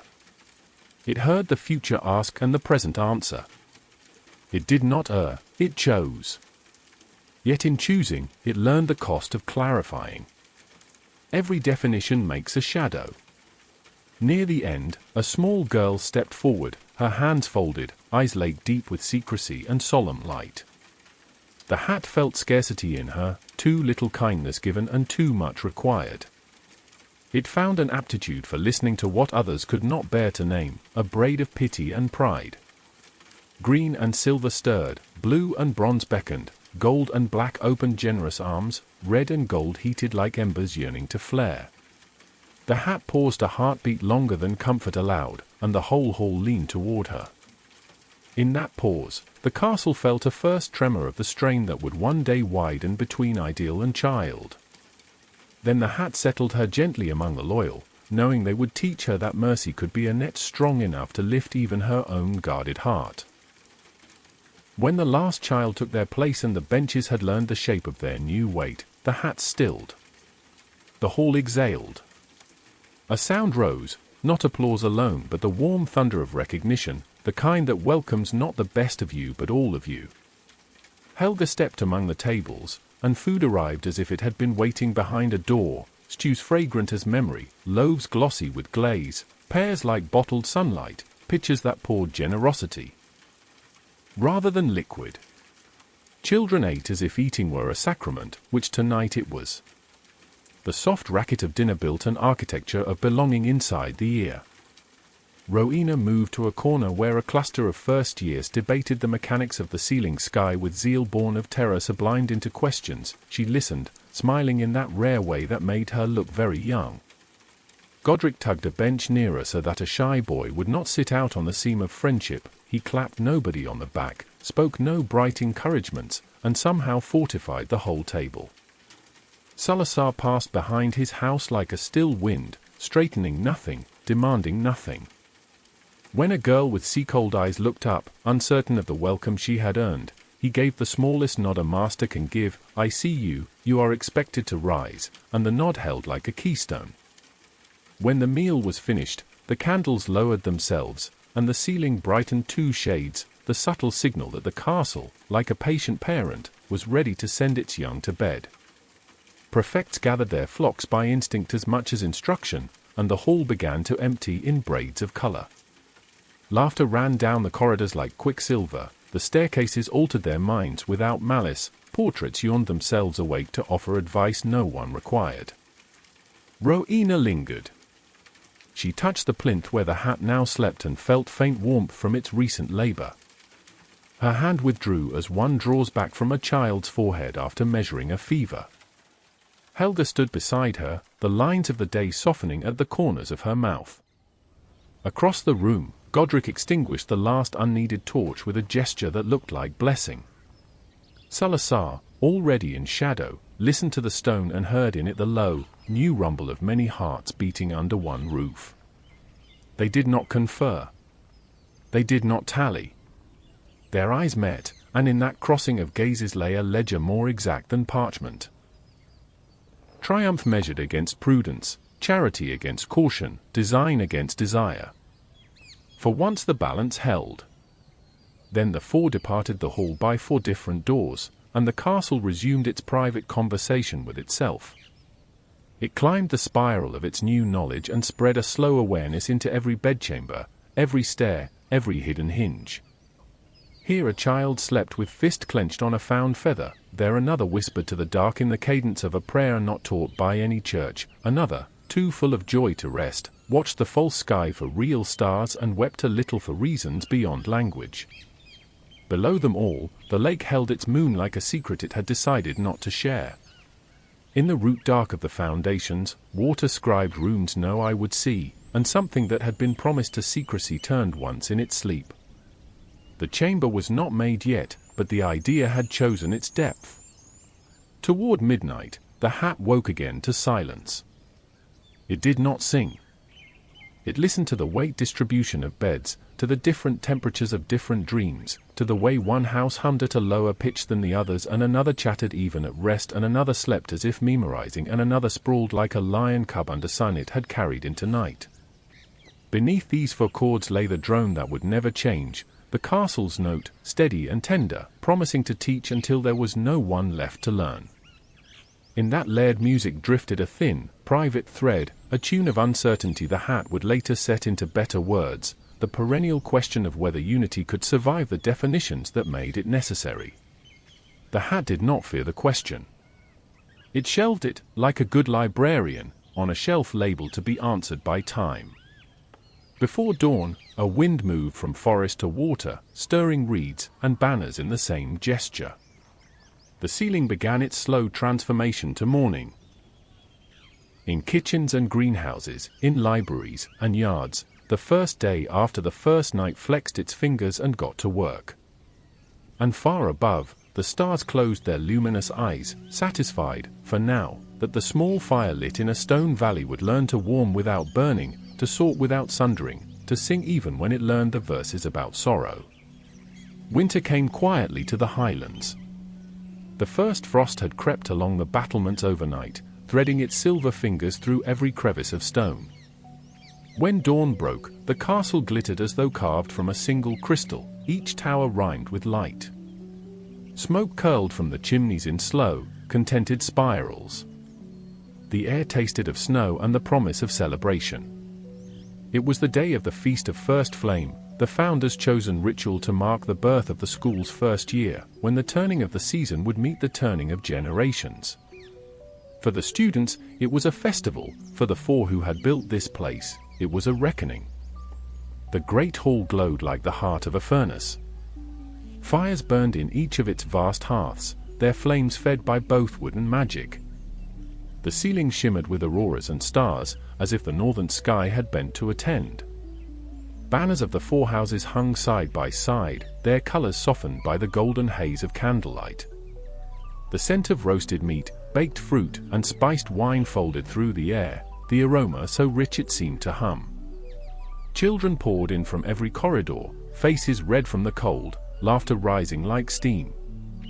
They wore robes patched and frayed, but in the warmth of that room they looked radiant, transformed. They had learned spells for light, levitation, and laughter itself, each small victory the kind of magic that could undo a lifetime of fear. The castle watched them, its windows aglow, its walls humming faintly in approval. At the head table, the founders sat together for the first time in many weeks. Each bore the imprint of their work. Rowena's fingers were ink-stained, Helga's palms rough with the earth of her gardens, Godric's sleeves singed by training fires, and Salazar's cloak darkened by the damp of the underways. They were bound by pride and exhaustion, by affection and doubt. Rowena lifted her goblet. To the children, she said, "They have made our dream a living thing." Helga smiled, her eyes on the rows of students passing plates and laughter like currency. "And may that living thing grow kindly." Godric's grin caught the light. "And bravely." Salazar raised his cup last. "And wisely," he murmured, the faintest edge beneath the word. "May they learn what we could not." Their goblets met. Sparks leapt, bright and brief. The children cheered, believing it only festivity. But the castle heard something deeper, the resonance of words that would one day return as echoes of division. The evening stretched into wonder. Tables laden with feasts replenished themselves without visible aid. The suits of armor along the walls kept time with spoons and knives, their silent rhythm the pulse of enchantment. When dessert arrived, the torches dimmed and every candle flared white. From the center of the hall, flames rose from empty air, twining into the form of a phoenix wrought of light. It hovered, wings unfurled, a sculpture of fire so bright the children shielded their eyes. Then, in a voice neither male nor female but resonant with the timbre of all founders, it spoke. As the flame endures, so shall your courage, your kindness, your wit, and your truth. Guard one another, and the light will not die. With that, the phoenix scattered into sparks, each ember drifting toward a candle until every table burned again with ordinary flame. The students gasped and clapped, the founders sat motionless. They had not crafted that magic. The castle itself had chosen to speak. Later, when the hall emptied and the laughter faded into corridors, the four remained. They stood in the quiet aftermath, watching the embers settle. Helga's voice broke the silence. "It listens better than we do," she said softly. Rowena nodded, her gaze on the ceiling's painted heavens. "Because it has no pride." Godric smiled, but his eyes were weary. "Then let it keep us honest." Salazar lingered a moment longer, his shadow stretching toward the nearest column. "Honesty," he said, "is seldom the friend of peace." No one answered him. The fire crackled. Outside, snow began to fall, and the wind carried the sound of children singing in their dormitories, unaware that the castle had joined in, low and steady, echoing their melody through every corridor and hidden stair. It was the first song of Hogwarts, a lullaby the walls themselves composed. It spoke of beginnings and belonging, of warmth promised against cold years to come. The four founders listened until the last note faded into the hush of snow. In that quiet, each felt the same truth: the light they had kindled tonight would outlast them. But it would not remain unchanged. Light never does. And far below, beneath stone and root, the deep chambers of the castle stirred, awake, attentive, and waiting for the next chapter of the dream. The winter deepened until the world outside the castle lay in silence, its fields veiled beneath snow and moonlight. Within, the children moved through warmth, classrooms pulsing with laughter and study, fires fed by spells that never dimmed. Yet under the hum of life, the earth whispered in tones few could hear. Beneath stone and root, beneath the very floor of the great hall, an older rhythm stirred, the heartbeat that belonged to secrecy itself. Salazar heard it first. He had always listened differently from the others, not only with ears but with blood, attuned to the pulse of hidden things. While Rowena built libraries of thought and Helga gardens of kindness, while Godric filled the air with the clang of practice and praise, Salazar descended alone into the depths. Each night, candle in hand, he passed through the narrow arches below the kitchens, through staircases that the other founders had forgotten to name. He moved until the air grew cold and damp, where the stone sweated and the lake above pressed its weight into the walls. Here, where even the castle's hum fell silent, he began to build. He did not name it at first, names made things too real, too soon. He thought of it as an echo chamber, a mirror for reflection, a sanctum for truth. With his wand he carved sigils older than speech into the pillars, binding each with intent so strong it darkened the air around him. The walls listened, as all walls do, but they did not yet understand. He spoke to them softly as he worked. "It is not fear," he told the stones, though perhaps he said it to himself. "It is protection.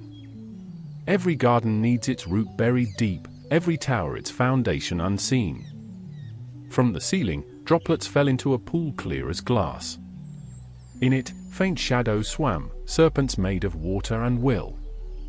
They wound around his ankles like loyal ghosts. Each spell he cast took something from him, a thread of memory, a breath of warmth. Yet with every loss, the room gained presence. When the last rune sealed, he looked upon the chamber and knew that it would outlive him. Above, life continued untouched. The students celebrated the passing of winter with mock duels and candlelit dances. Helga's laughter could be heard from the kitchens, where she baked enough to feed joy itself. Rowena experimented with charms that bent light through prisms, creating illusions of distant cities. Her tower glowed blue far into the night. Godric spent his days teaching defense to those too timid to raise their wands, telling them that courage did not shout, it breathed. But cracks had begun to thread the harmony, fine and invisible. A student whispered that some should not share lessons meant for the truly gifted, another muttered that bravery without sense was vanity. The castle, built to remember, held every word.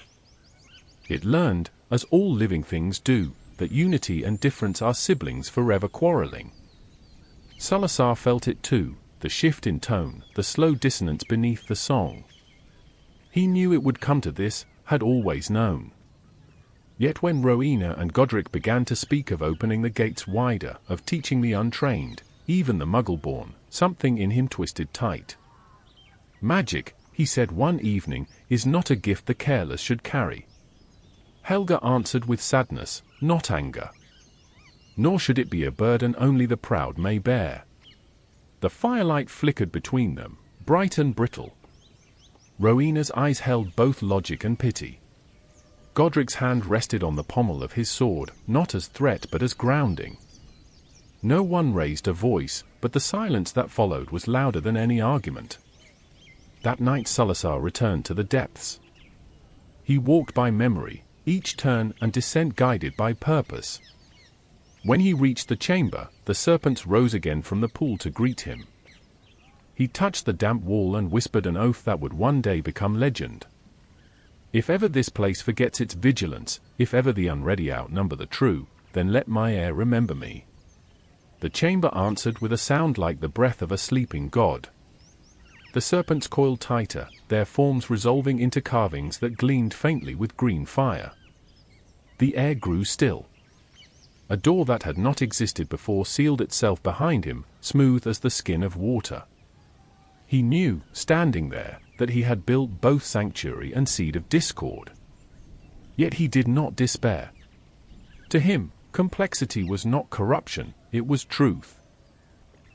He knelt, dipped his hand into the pool, and when he withdrew it, a single serpent made of silver and light slid from his fingers into the dark. It vanished through a crack in the wall and swam upward, toward the sleeping castle, carrying his vow in its silence. Above, unaware, the children dreamed. The lake shivered under moonlight, the portraits whispered their painted gossip, the staircases sighed as they shifted into morning. Helga woke once, sensing a chill that had no source, and pulled her blanket higher. Rowena dreamed of a tower that climbed forever but never reached the stars. Godric dreamed of fire turning to ash and back again. Salazar did not sleep. He sat at the edge of his pool, the reflection of his own face distorted by ripples, the weight of both pride and sorrow pressing upon him. He had done what necessity demanded, yet necessity is the parent of regret. When at last he rose, he extinguished his candle. The chamber remained alight with its own breath, quiet and eternal. He walked away through darkness, leaving behind not evil, but endurance, the kind that time would later misunderstand. And far above, the castle dreamed on, carrying in its bones the heartbeat of something it did not yet know it possessed, the first secret too heavy for even stone to forget. Spring thaw came late, as if winter had no wish to loosen its grip on the valley. The lake shed its ice reluctantly, breaking into plates that drifted and knocked like quiet bells. In the forest, sap climbed in slow deliberation, and the first green hazed the edges of twig and thorn. Inside the castle, warmth returned as it always did, through hearths tended and kitchens sung alive, through candles that remembered their duty and wicks that rekindled at a touch, yet beneath the renewed bustle a coolness lingered. It did not live in the stone, it moved between hearts. No proclamation had been made, no quarrel shouted from a battlement. Only the thin, persistent differences that winter magnifies had settled into shape. The chamber below existed now, though only one of the four knew the full design, and that knowledge put an angle into every silence. The castle, built to remember, remembered this too, the held breath before a word, the word withheld to keep a peace.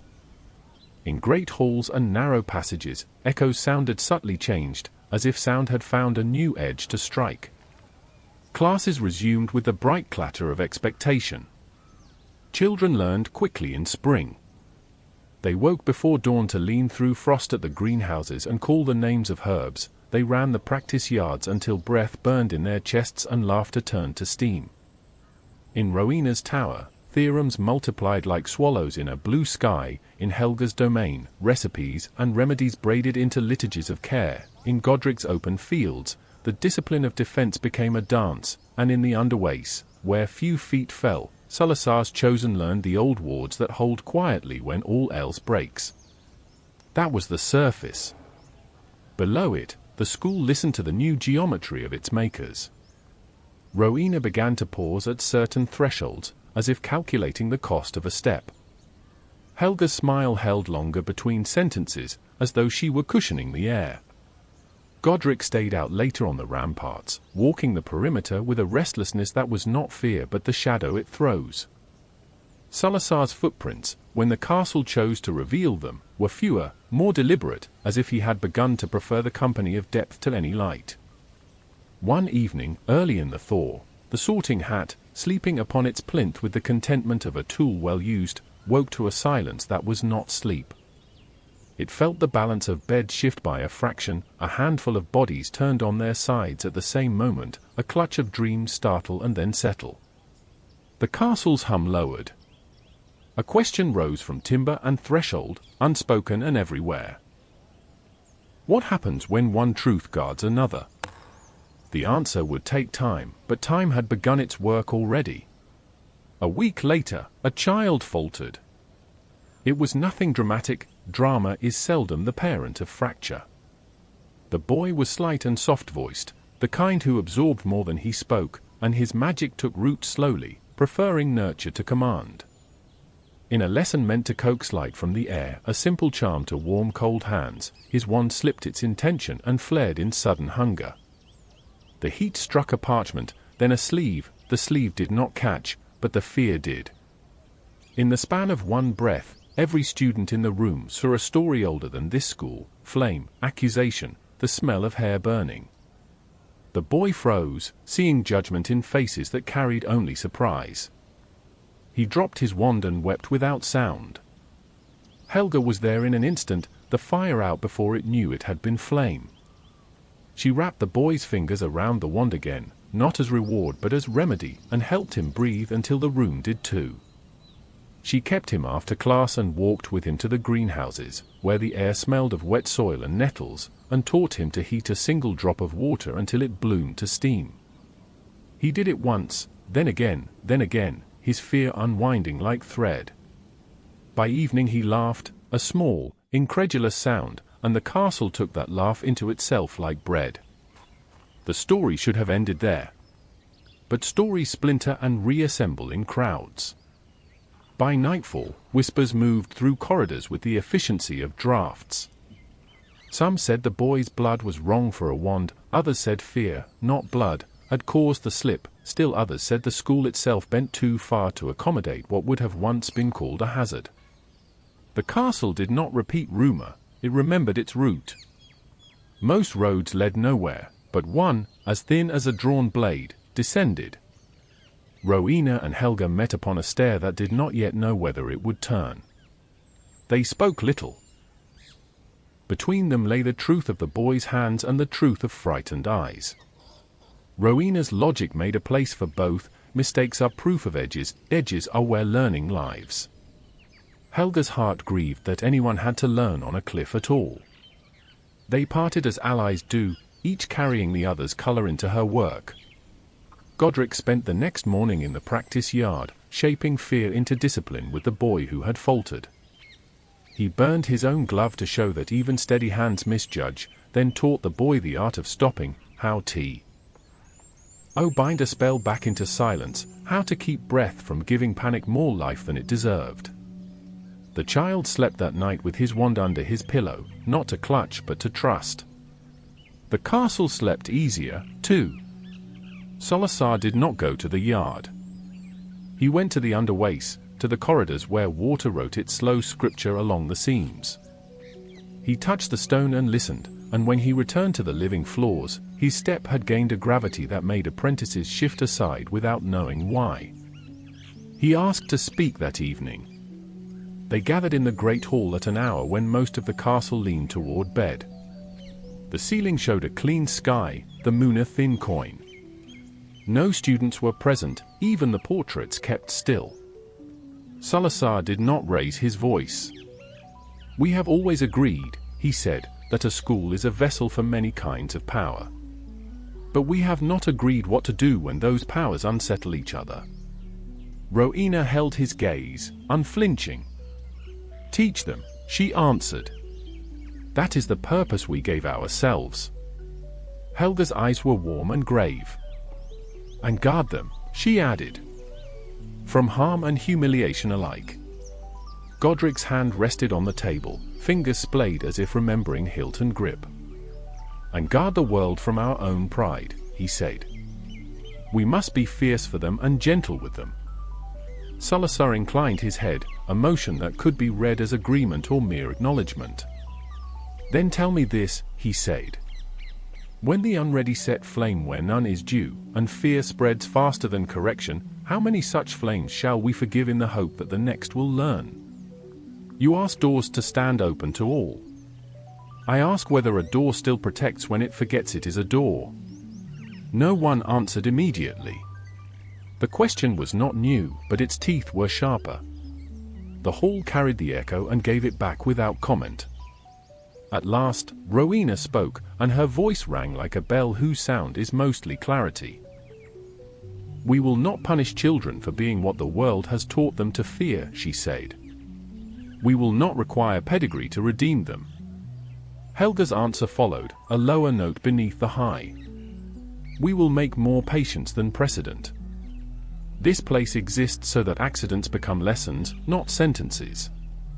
Godric nodded, and the candle nearest him went from flame to steadier flame, as if it heard a reason to keep burning.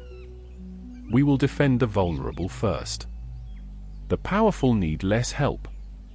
Salazar's mouth softened, but whatever gentleness moved there darkened at the edges. "Then we remain at our river," he said quietly.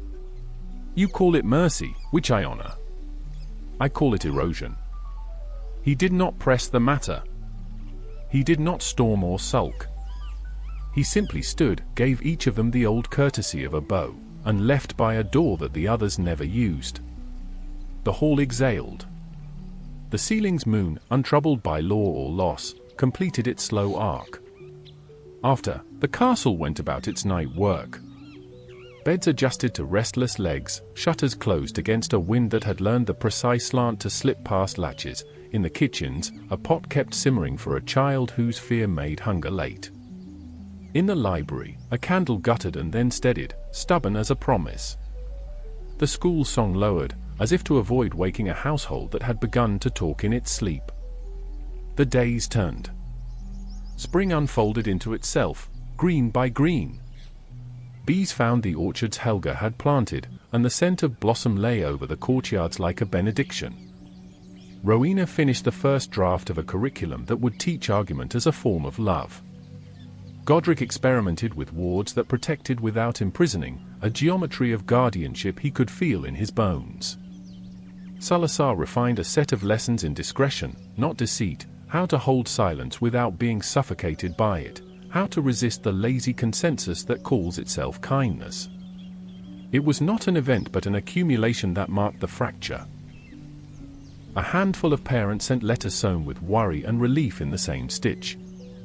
A handful of students began to seek Salazar's counsel for injuries they would not name, sure that he would not mistake gentleness for indecision. A handful found in Godric a shield that did not ask for gratitude, and in Helga a harbor that taught rest as rigor.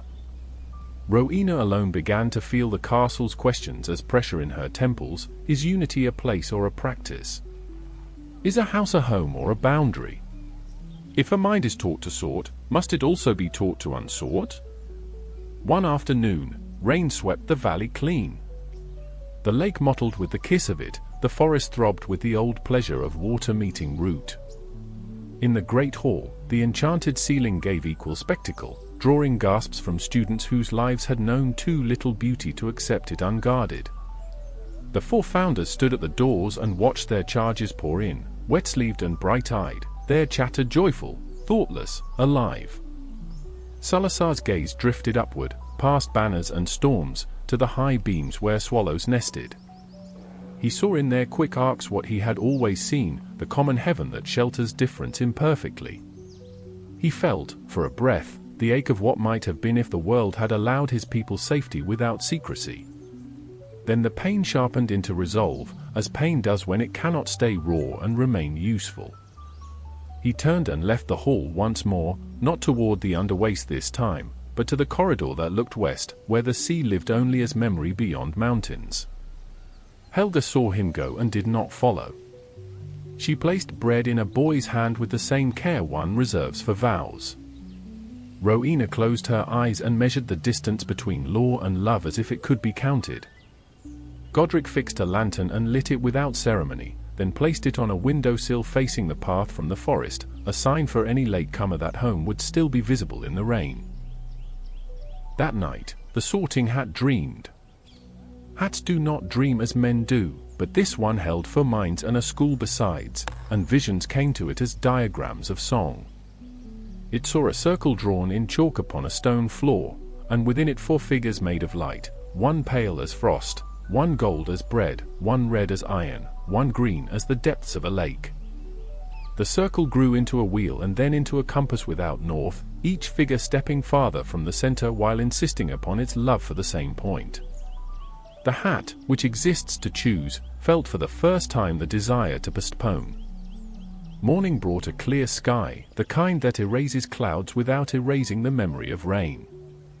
The castle woke and prepared itself, as good houses do, opening, warming, holding.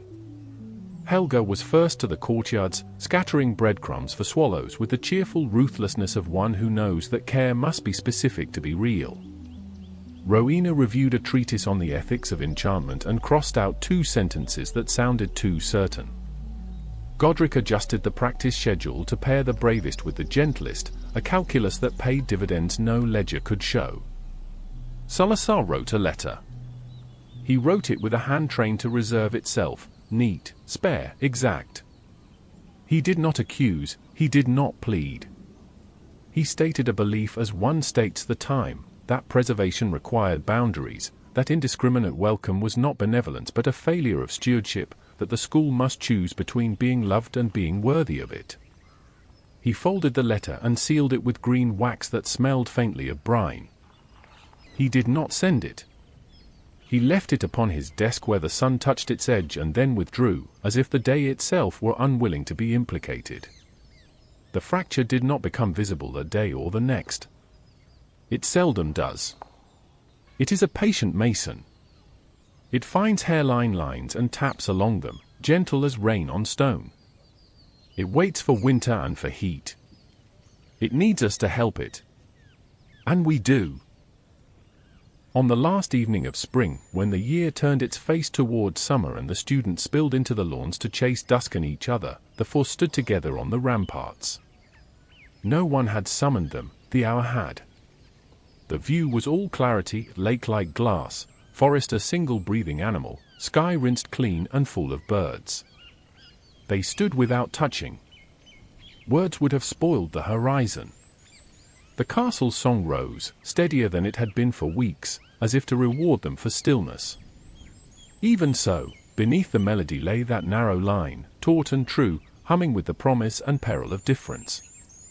Rowena felt the line and translated it into a theorem, that any proof elegant enough to hold must make room for undecidables. Helga heard it as a recipe, that the bread that nourishes a village requires salt and time and warmth in equal measure, and that impatience is a kind of hunger. Godric took it as a drill, that a shield learns best under controlled blows, not in panic or pride.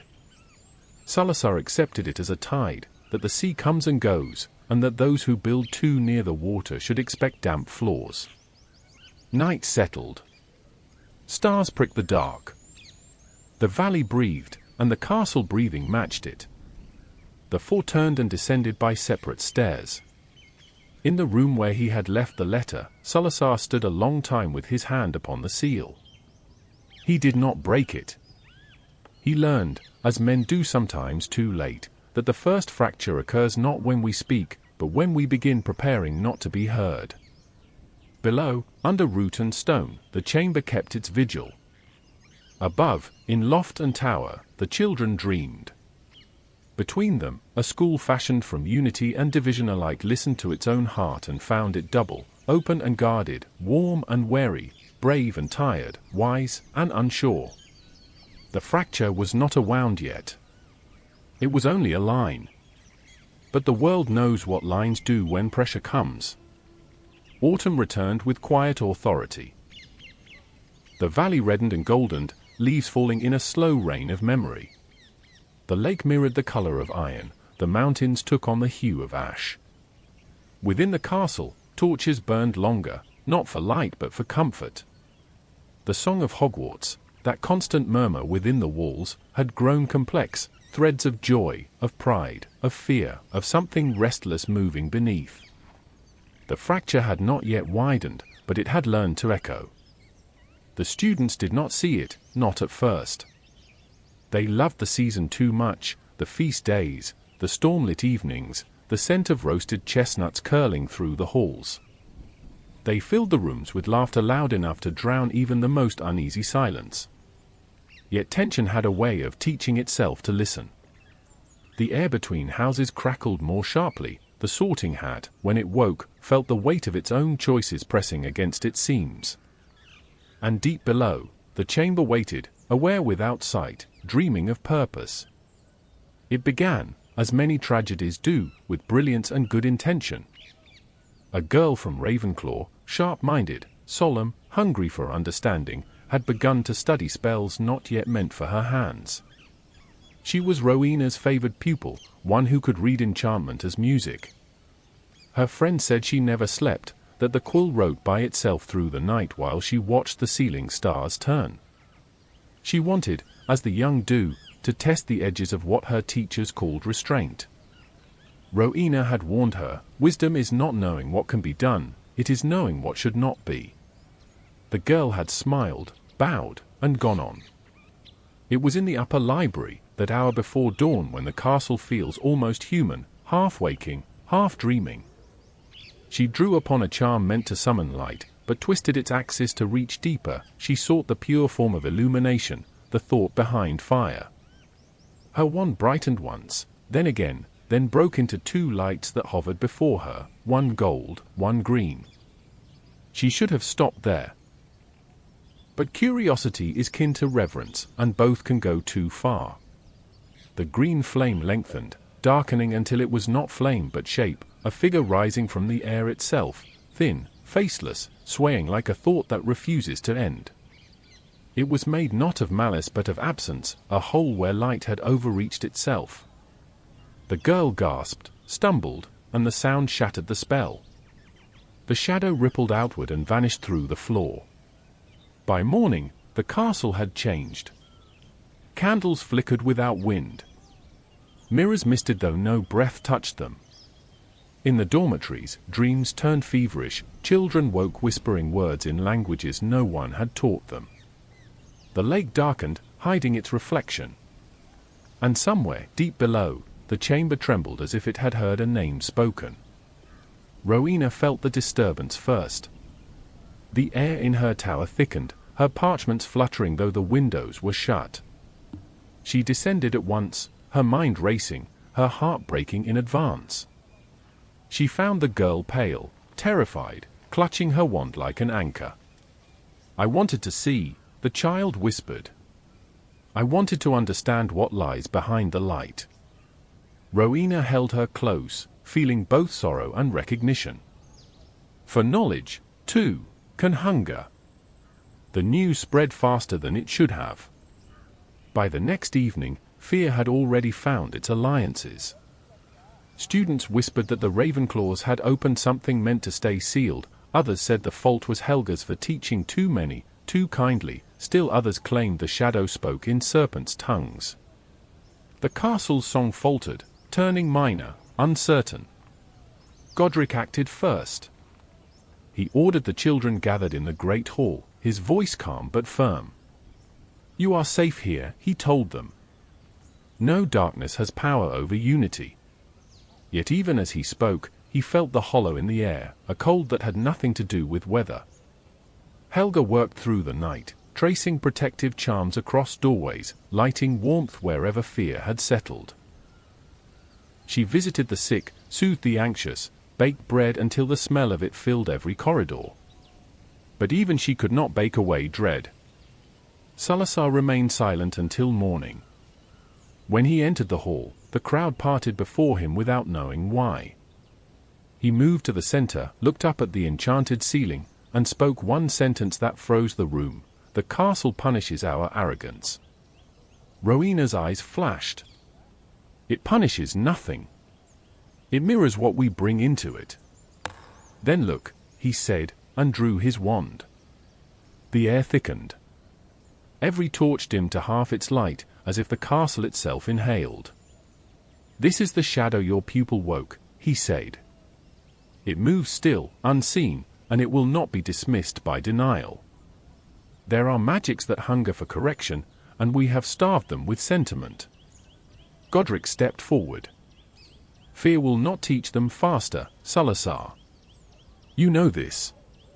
"I know only that mercy has become blindness," Salazar answered softly. The silence that followed was almost reverent. Even the youngest felt the change. That night, they searched the castle for the shadow. Rowena led with intellect, Helga with heart, Godric with courage, Salazar with instinct. Together they moved through corridors that bent as if alive, their wands casting overlapping light.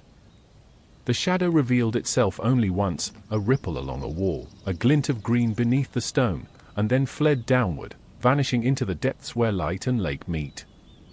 Salazar followed longest. When the others called his name, he did not answer. Only when dawn paled the windows did he return, drenched and silent. "What did you see?" Helga asked him. "Nothing," he said, and in the echo of that word, the castle learned how to lie. The shadow was gone, but something else had taken its place, an unease that lingered in every breath. The girl was sent home, her mind dimmed by the memory of what she had touched. Rowena wept for her, though she did not show it. Godric doubled his drills, calling courage the cure for ignorance.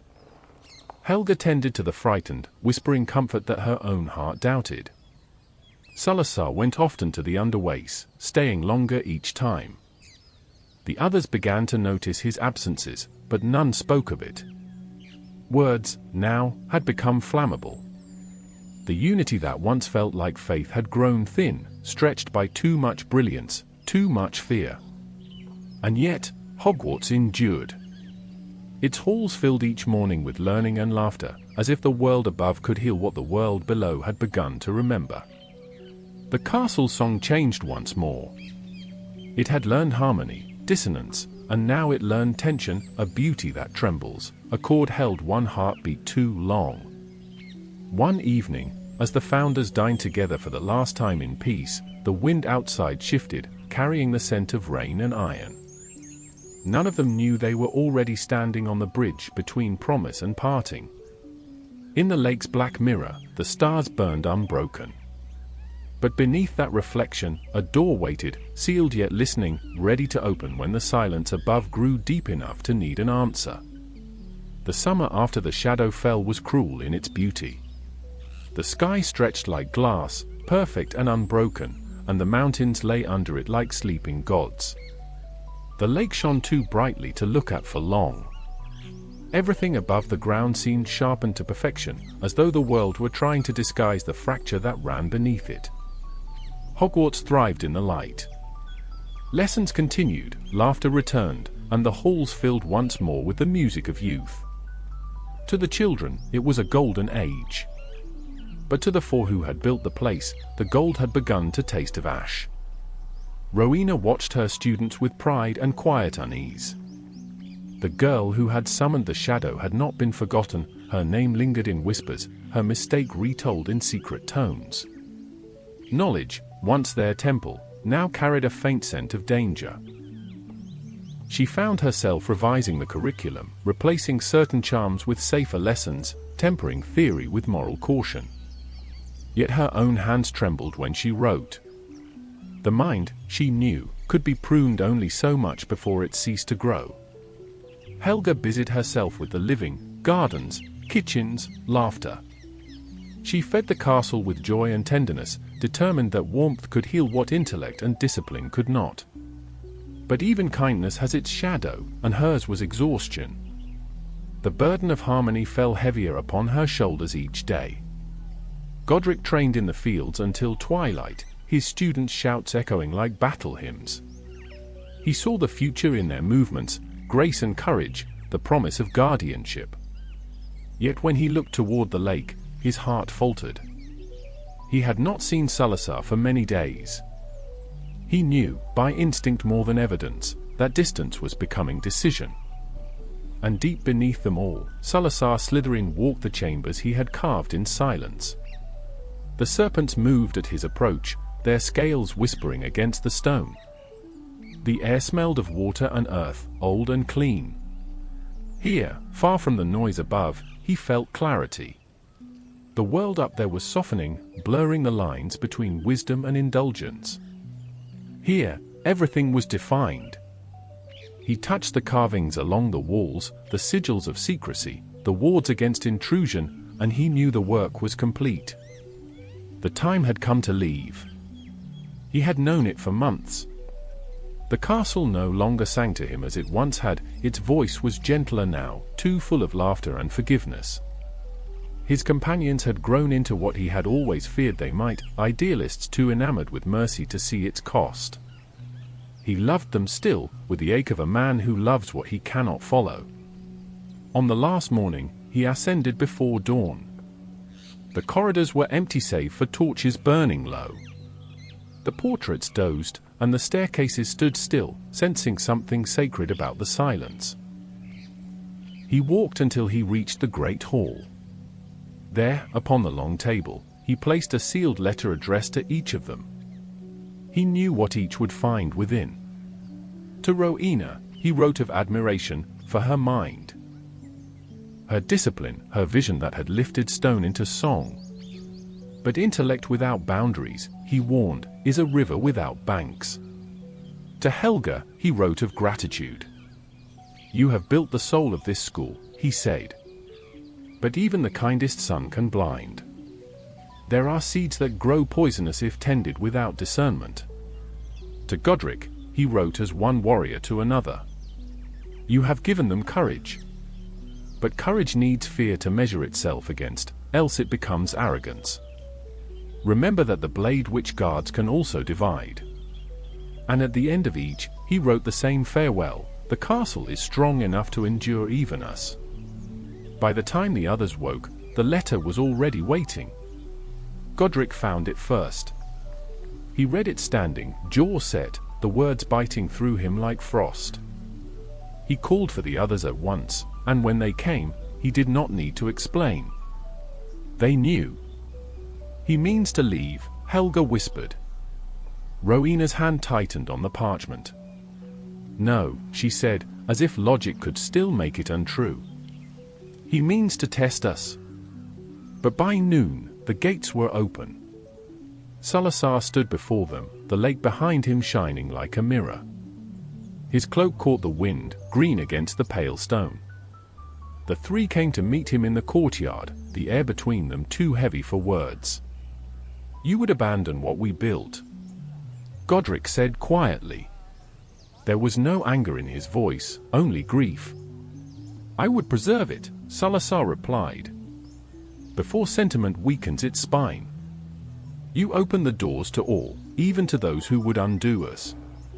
You mistake generosity for strength. Rowena's eyes burned. And you mistake fear for foresight. You would cage the very magic we swore to protect. Helga stepped forward, her hand trembling but steady in intent. Then at least part with love, she said. Do not turn this place into a wound that cannot close. For the first time, Salazar hesitated. He looked at them, their faces worn by work and faith, and the years between them unfurled in his mind. Laughter by firelight, midnight debates, the first stone laid by joined hands. For a heartbeat, he almost stayed. But conviction, once chosen, does not release easily. He inclined his head, a gesture of both farewell and apology. "The castle will remember us," he said. "That is enough." Godric took one step closer. "If you must go," he said, "then go with truth. Do you deny that you've hidden something below?" The air froze. Rowena's gaze flicked toward Salazar, searching his silence. Helga's breath caught. Salazar did not answer. He did not need to. The look in his eyes said everything, that there was indeed a secret, and that he believed it mercy to keep it hidden. Godric's voice softened, almost pleading. "Whatever you've made, unmake it. We built this place on trust." Salazar met his friend's eyes and smiled, a small, sorrowful curve. "And trust, my friend, is the first magic to die."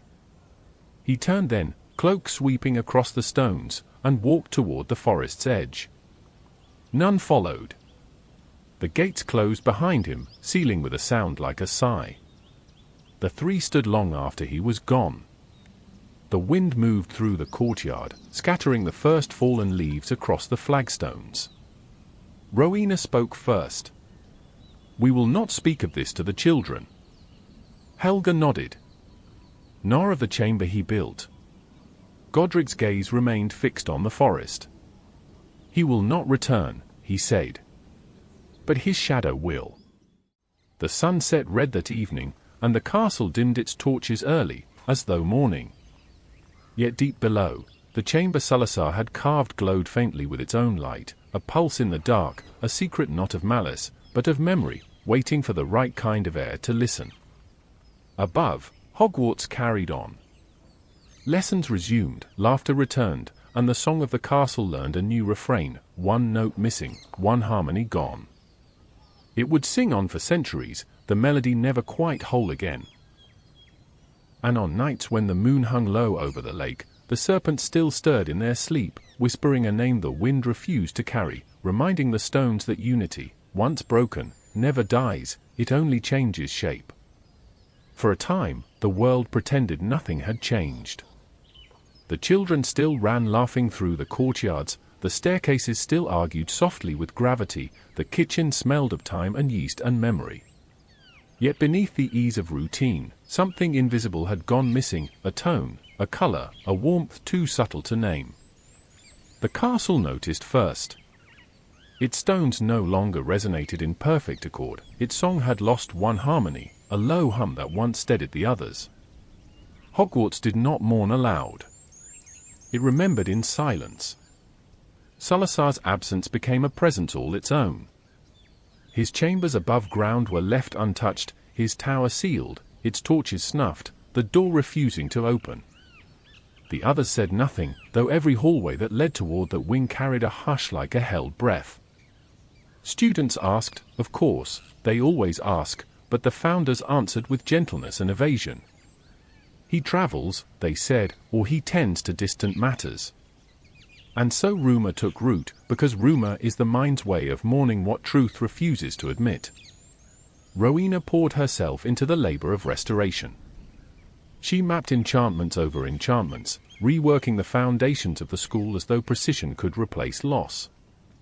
Her mind became a fortress, impeccable, exact, unassailable. Yet at night, when the wind pressed against the windows of her tower, she found herself listening for a voice that no longer rose in argument beside hers. Helga worked harder still. She expanded the kitchens, planted new gardens, wove charms of nourishment into the very soil. She could not bear the silence of morning, so she filled it with life. But sometimes, when she bent to the earth, her tears fell unnoticed into the rows of herbs, basil, rosemary, rue. Each sprouting stronger than before, as though comfort might yet be grown from grief. Godric alone sought the horizon. He trained his students until their arms ached and their courage deepened, telling them that fear was the twin of valor, and that both must live in the same heart. Yet he too felt the hollow where once there had been a rival, a mirror, a friend. In the long hours after dusk, he would stand upon the ramparts and look toward the forest, half expecting to see a green cloak among the shadows. Time moved as it always does, imperceptibly, then all at once. Seasons turned, each leaving its mark, the scent of autumn's apples, the hush of winter snow, the green roar of spring. The children grew, learned, left, and returned again as adults who spoke of Hogwarts with reverence. New students arrived, new laughter filled the halls, new dreams pressed their faces against the ancient glass. The school endured, and so did the promise that had built it. But endurance is not peace. Without Salazar, the castle's balance tilted.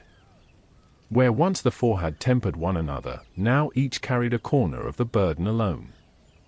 Knowledge, kindness, courage, all necessary, yet incomplete. Slowly, imperceptibly, the houses began to lean into their extremes. The brave mistook boldness for righteousness, the wise grew wary of error, the loyal became self-sacrificing, and the cunning, those who remained of Salazar's legacy, learned to survive in whispers. The founders saw it happening and could not stop it. Perhaps, they thought, this was how human truth must always evolve, unity born, broken, and remembered. One evening, near midsummer, the three gathered in the great hall. The castle was quiet, the students had gone home for the season. Only the ghost remained, faintly luminous in the corners of the room, their whispers like forgotten prayers. Rowena stood by the window, the moonlight turning her hair to silver. "He will not return," she said. It was not a question. "No," Godric replied, his voice low. "And if he did, I fear we would no longer understand each other." Helga stirred the embers in the hearth. "He understood too much," she said. "That was always his gift, and his wound." Rowena turned. "We could have met him halfway." Helga looked up, her eyes warm but weary. "We did. He simply kept walking." Godric lifted his goblet but did not drink. "We have to keep the children from inheriting our quarrel. If they do, this place will turn from sanctuary to fortress." Rowena nodded, though her gaze drifted again to the stars. "It already has," she murmured. Outside, a storm gathered over the mountains, slow and deliberate. The lightning did not strike, it lingered behind the clouds, waiting. When dawn came, the air was clean and cold. The three walked the grounds together, their shadows long upon the dew. They spoke little. The silence between them had become companionable, like the pause between breaths in a prayer. At the lake's edge, Rowena knelt to touch the water. The reflection that met her eyes was not her own, it was the castle's, patient, eternal, unblinking. "Whatever else happens," she said, "it will remember us kindly." Helga smiled faintly. "And truthfully, I hope." "Truth," Godric said, "is what it will have to make for itself." They turned back toward the castle. The light caught in the high windows, and for a moment the entire fortress seemed to glow from within, a cathedral not of faith, but of learning, its prayers written in the tongues of children yet unborn. Above them, banners stirred. In one corner, the serpent still curled upon its green field, bright as ever, patient as ever. It did not mourn, it waited. And somewhere deep below, the chamber slept on. Its creator's absence had only made it more still, more eternal. The water lapped quietly against its walls, and in that darkness, a whisper rose, not in voice, but in thought. "One leaves, three remain, and yet all are bound." The castle keeps its vows, even when its keepers cannot. The whisper faded. The air stilled. The dream of unity lived on, not whole, not broken, but enduring, like starlight crossing an ancient sky long after the stars themselves have burned away. Peace returned not with triumph, but with habit. The decades that followed Salazar's departure were known by no grand title, no song, no sorrow. The castle itself called them the quiet years, a long inhalation between the thunder of beginnings and the ache of endings. To those who lived through them, they seemed golden. To those who came after, they were remembered as light filtered through glass, soft and unreachable. Hogwarts matured. Its corridors grew accustomed to laughter, its classrooms to the echo of discovery. Children arrived each autumn by the hundreds, their eyes wide with the awe of entering legend, though they did not yet know they were its continuance. The castle held them gently, its walls adjusting for smaller feet, its staircases curving more kindly. The air smelled of parchment, candle wax, and the faint sweetness of ink, sense that time itself has never forgotten. Rowena's wisdom became scripture. She wrote her theories in silver ink on parchment that shimmered even in shadow, and her students copied them like hymns. She believed now less in teaching answers and more in teaching the patience to bear uncertainty. Yet as her mind aged, her vision grew keener, almost merciless in its precision. She saw everything, the small rivalries between houses, the seeds of arrogance in the clever, the pride that too often masqueraded as courage. She warned against these things, but the young rarely heed warnings that do not come wrapped in story. Helga, in those same years, became the castle's true heart. Her garden stretched across the grounds like blessings cast by unseen hands. She tended not only herbs and fruits but the generations themselves, remembering each name, each lineage, each joy and grief. When quarrels rose between houses, she settled them with bread and laughter. When loneliness took root in the shy or forgotten, she found it out and warmed it into belonging. Her magic no longer blazed, it glowed. And when she smiled, even portraits paused their bickering to listen. Godric aged least in spirit. His hair silvered, but his stride remained sure, his voice steady as firelight. He no longer led the dueling lessons himself, his students did. Yet every evening he walked the ramparts as though the world might still attack and need defending. He believed the school's peace too perfect to last. It was not suspicion, but memory, that told him so. He knew that silence is never eternal, only patient. As the founders grew old, the castle began to change in ways no spell had planned. Its song deepened. Corridors whispered new languages, portraits began to remember events they had never seen, and even the ghosts, few then and kindly, spoke of dreams within their dreams. In this quiet, Hogwarts learned to think. It became more than a vessel for knowledge, it became knowledge remembering itself. The chamber below remained still, sealed and listening. Salazar's enchantments were perfect, not even Rowena's intellect could find the seams. But sometimes, when rain fell heavy and the lake rose high, water found its way through stone, carrying faint whispers upward. The castle never answered, but it never forgot. Years passed, and children became parents, and their children returned to study in halls that had once held their laughter. The four houses grew distinct, almost proud of their separation. Rivalries were gentle at first, competitions of wit, courage, or endurance. But even gentle rivalries carry the scent of division. Rowena noticed it, frowned, and wrote new essays on cooperation. Helga responded with feasts and festivals that mingled every color. Godric turned lessons of defense into lessons of trust. Still, the walls remembered the sound of argument, and memory is a form of prophecy. It was near the end of those years that Rowena began to fade. Her mind remained luminous, but her body dimmed, like a candle burning low from its own brilliance.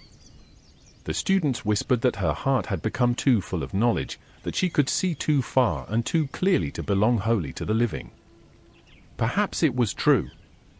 She spoke now in riddles, half to herself, half to the castle. The mind that maps eternity, she told her pupils, must first lose its way. Helga stayed at her side as often as she could, coaxing her to eat, to rest, to smile. But Rowena's thoughts were already climbing a higher stair. At night she would rise and walk the halls, her diadem gleaming faintly, whispering formulas to the stones themselves. The castle listened as a student listens to a dying teacher, loving, fearful, unwilling to forget. Godric visited her once in those last months. They spoke little. He brought her a parchment she had written years before, her handwriting as fine as frost. To seek understanding is to be forever young. She read it, and for the first time in years, she laughed. "Then I shall die an infant," she said. He smiled, but his eyes betrayed the ache of one who knows the world grows smaller each time a friend departs. The day she passed, the castle stilled. Every candle flickered once, every door ceased its creak. Even the portraits went silent. When Helga laid her to rest beneath the tower she had built, the air itself seemed to sigh. That night, the stars over the lake burned in perfect reflection, as if the sky had come down to mourn its own mirror. Afterward, Godric and Helga kept the school alone. They were old now, he with his fierce gentleness, she with her radiant patience. Together they sustained what remained, courage and kindness, intellect preserved in memory, cunning kept alive in absence. They were the last of the circle, the last to recall when the dream had still been young and unbroken. When they walked the halls together, the castle's song softened to accompany them. It was no longer the triumphant chorus of creation, but a quiet, enduring hum, the sound of legacy breathing. And when, in her later years, Helga sat by the kitchen fire, she often thought she could hear voices behind the flame. Not words, exactly, but tones, the measured cadence of Rowena, the bright steel of Godric, the cool wisdom of Salazar. They spoke not to her but through her, through the castle, through time. The years of quiet ended as all quiet years do, with a whisper that would one day grow into legend. In the western wing of the castle, a young girl stood gazing at a polished diadem displayed behind glass, the jewels catching torchlight like captured stars. She wondered aloud whether knowledge could ever truly die, or whether it merely changed its keeper. The castle, hearing her question, did not answer. But in the echo of her voice, deep within its endless corridors, something stirred, the faint, remembering sigh of wisdom longing to walk again. And far below, in the darkness that had waited since the first foundation stone was laid, the chamber shifted in its sleep, dreaming of serpents, of daughters, and of the unfinished song that the quiet years had only paused, never ended. Storms came early that year. The lake rose until it touched the lowest arches, and the sky hung close, restless and grey, as though the world were waiting for confession. The castle, too, had grown restless. It had lived long enough to know mourning by name, and though it had learned to disguise its sorrow behind the murmur of daily life, it could not quite silence the emptiness in its stones. Rowena Ravenclaw's tower stood quiet now. The diadem she had once worn sat within its glass case, gleaming faintly even in shadow. Its enchantment was not simple vanity. It had been made to magnify thought, to draw wisdom like breath. Without her, it had become both relic and warning, a vessel of brilliance that had outlived its maker. And yet, wisdom never dies alone. Rowena had left a daughter. Helena was her mirror and her opposite, the same pale eyes, but sharper, the same grace, but more restless, the same hunger for understanding, but untempered by patience. She walked the corridors like one listening for a voice that refused to answer. Students whispered her name with awe and envy, Ravenclaw's daughter, beauty touched by genius, and genius shadowed by loneliness. Helga watched her with quiet concern. She saw in Helena the ache of inheritance, the curse of being born into someone else's legend. Godric, though aged and near retirement from the daily duties of the school, saw something else, a defiance that reminded him of youth itself, and perhaps a touch of the same fire that had once bound him to Salazar. Helena's gift was subtle. She did not hunger for spells or power but for perfection. She spoke rarely in lessons, yet when she did, even the portraits paused. Her mind moved like light through glass, sharp, beautiful, and dangerous when fractured. The diadem called to her long before she dared to touch it. Each night she passed the tower chamber where it lay, feeling its presence like breath against her neck. It whispered not in words, but in the language of thought, you could be more. You could finish what she began. In those days, the castle's song had grown quieter. Its harmonies were fewer now, its tone lower, wiser, sadder. The laughter of children filled the halls, yet beneath it lay a strange anticipation, a stillness before the next chapter of its story. One evening, when rain lashed the windows and thunder rattled the ceilings, Helena ascended the tower alone. The stair rose higher than she remembered, the steps shimmering faintly as if time itself bent around her. When she reached the top, the door opened without command. The diadem gleamed within its case, a circlet of silver and starlight, its sapphire pulsing with faint life. She stood before it, breathing in the charged air, and for a long while, she did nothing. Then, slowly, she lifted the glass. The metal was cool in her hands. In that moment, she felt her mother's presence. Faint, tender, unyielding. Memory filled the room like light through crystal, nights of study, of whispered lullabies turned into lectures, of love that had always felt conditional upon brilliance. Tears welled in her eyes. "Forgive me," she whispered, though she was not sure to whom. Then she placed the diadem upon her brow. The world expanded. Every line of thought sharpened to perfect clarity, every hidden truth unfurled like ink in water. She saw the weave of spells in the very air, the lattice of magic that sustained the castle, the ghost of her mother's enchantments drifting through stone like breath. For an instant, she understood everything, the structure of wisdom itself. And then, like all mortals who glimpse too much, she felt it begin to burn. The diadem did not harm her. It simply showed her that comprehension, like flame, consumes as it illuminates. She tore it from her head, gasping. But once seen, the vision would not unsee itself. When morning came, she was gone. No one saw her leave, though the portraits later whispered that she walked out beneath the dawn, her cloak billowing like a shadowed wing. Some said she went to seek solitude, others said she pursued her mother's ghost, hoping to ask forgiveness. The truth, like most truths worth keeping, stayed veiled. Helga searched for her in vain. Godric sent riders to the valleys and mountains, calling her name until the echoes lost strength. The castle, for all its memory, offered no answer. It had learned by now the art of keeping secrets. Weeks later, a messenger brought word from far beyond the mountains, a sighting of a pale woman walking through a birch forest, a circlet glinting faintly upon her head. Whether it was Helena or her shade, no one could say. When the news reached Helga, she wept quietly in the gardens. Godric stood beside her, saying nothing. Above them, clouds gathered again, their grey depths mirroring the lake below. In the tower, the glass case stood empty.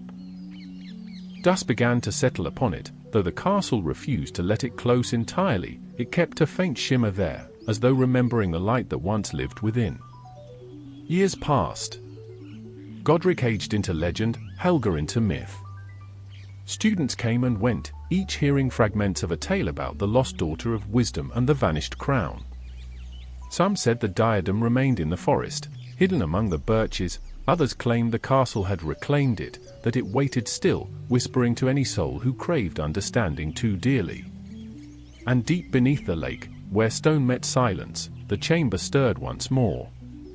Its magic had begun to sense the thinning of time, the waning of the first generation. It whispered to itself in the language of serpents, remembering its maker's vow. If ever the school forgets its vigilance. But above, in the towers of thought and memory, Helena's absence grew into something larger than grief. It became parable.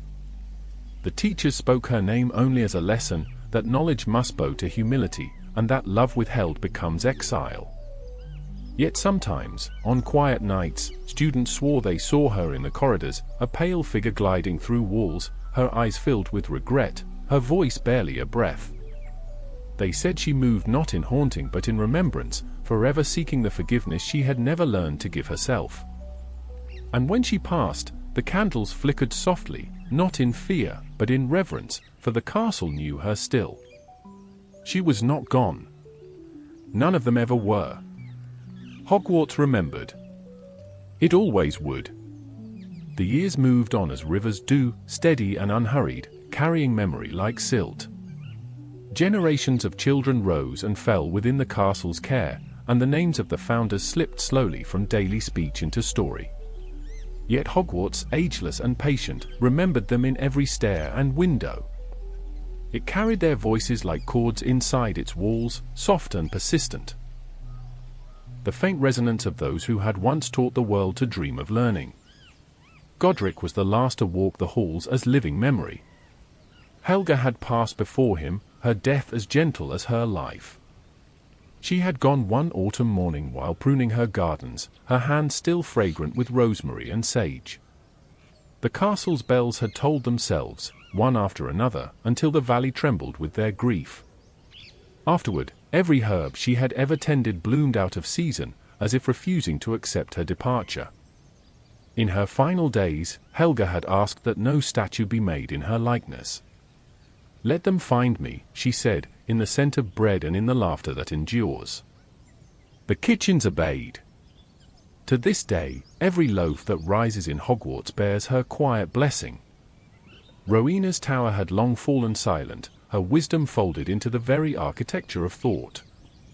Her daughter's name was spoken less often now, as if forgetting were the only mercy left. Salazar's shadow still lived beneath, undisturbed, neither villain nor saint, merely consequence. And so the burden of remembrance fell upon Godric, the last flame of the founding circle. He was old beyond measure, though his strength had not deserted him. His beard had gone white, his gait slower, but his presence filled a room the way sunlight fills a corridor. Children adored him, though few believed he was the same man who had built the school. To them, he was myth already, a story that still breathed. Each morning he rose before dawn and walked the ramparts. The wind there was sharper now, clean and thin, carrying the scent of pine and rain. He watched the sunrise over the lake and listened to the castle breathe. It had changed since their time, grown more alive, more aware. Sometimes he felt it watching him, as if waiting for permission to go on without him. The houses remained distinct but no longer hostile. The old rivalries had softened into ritual. Courage, intellect, loyalty, and cunning. Each taught now as virtue rather than partition. Godric saw in this the reflection of Helga's patience and Rowena's logic, the balance they had always sought. Even Salazar's caution, once scorned, had become wisdom in small doses. He smiled at that. Time, it seemed, was the one teacher none of them could surpass. As the years waned, he withdrew from daily teaching. He spent long hours in the great hall, quill in hand, writing the chronicles of their founding, not as history, but as remembrance. The parchment grew thick with his careful script, each page sealed with a charm to preserve it from decay. He wrote not of magic, but of love and failure, of argument and forgiveness, of the way a dream can outlive its dreamers. One night, as snow fell silent outside, he dreamt of them. They stood before him in the hall, Rowena in her twilight calm, Helga radiant as ever, Salazar distant but unhostile. The firelight turned them to gold. "It is time," Rowena said, her voice like the hush before dawn. "You've guarded the flame long enough." "I will not leave it," he replied. Helga smiled. "You won't. You'll only join it." Salazar inclined his head, the faintest ghost of a smile passing over his face. "The school endures," he said. That was always the point. When he woke, the fire had burned low. He felt no fear, only gratitude, as one feels at the end of a long song when the last note fades perfectly into silence. At dawn, the students found him seated at the great table, quill still in hand, his parchment finished. The sunlight had fallen across his face, and the lines of age seemed to have softened into peace. On the table lay a single sentence, the last he ever wrote: "The castle will learn to teach itself." The news spread through the school like a single breath drawn and held. No bells tolled this time, the castle itself provided the requiem.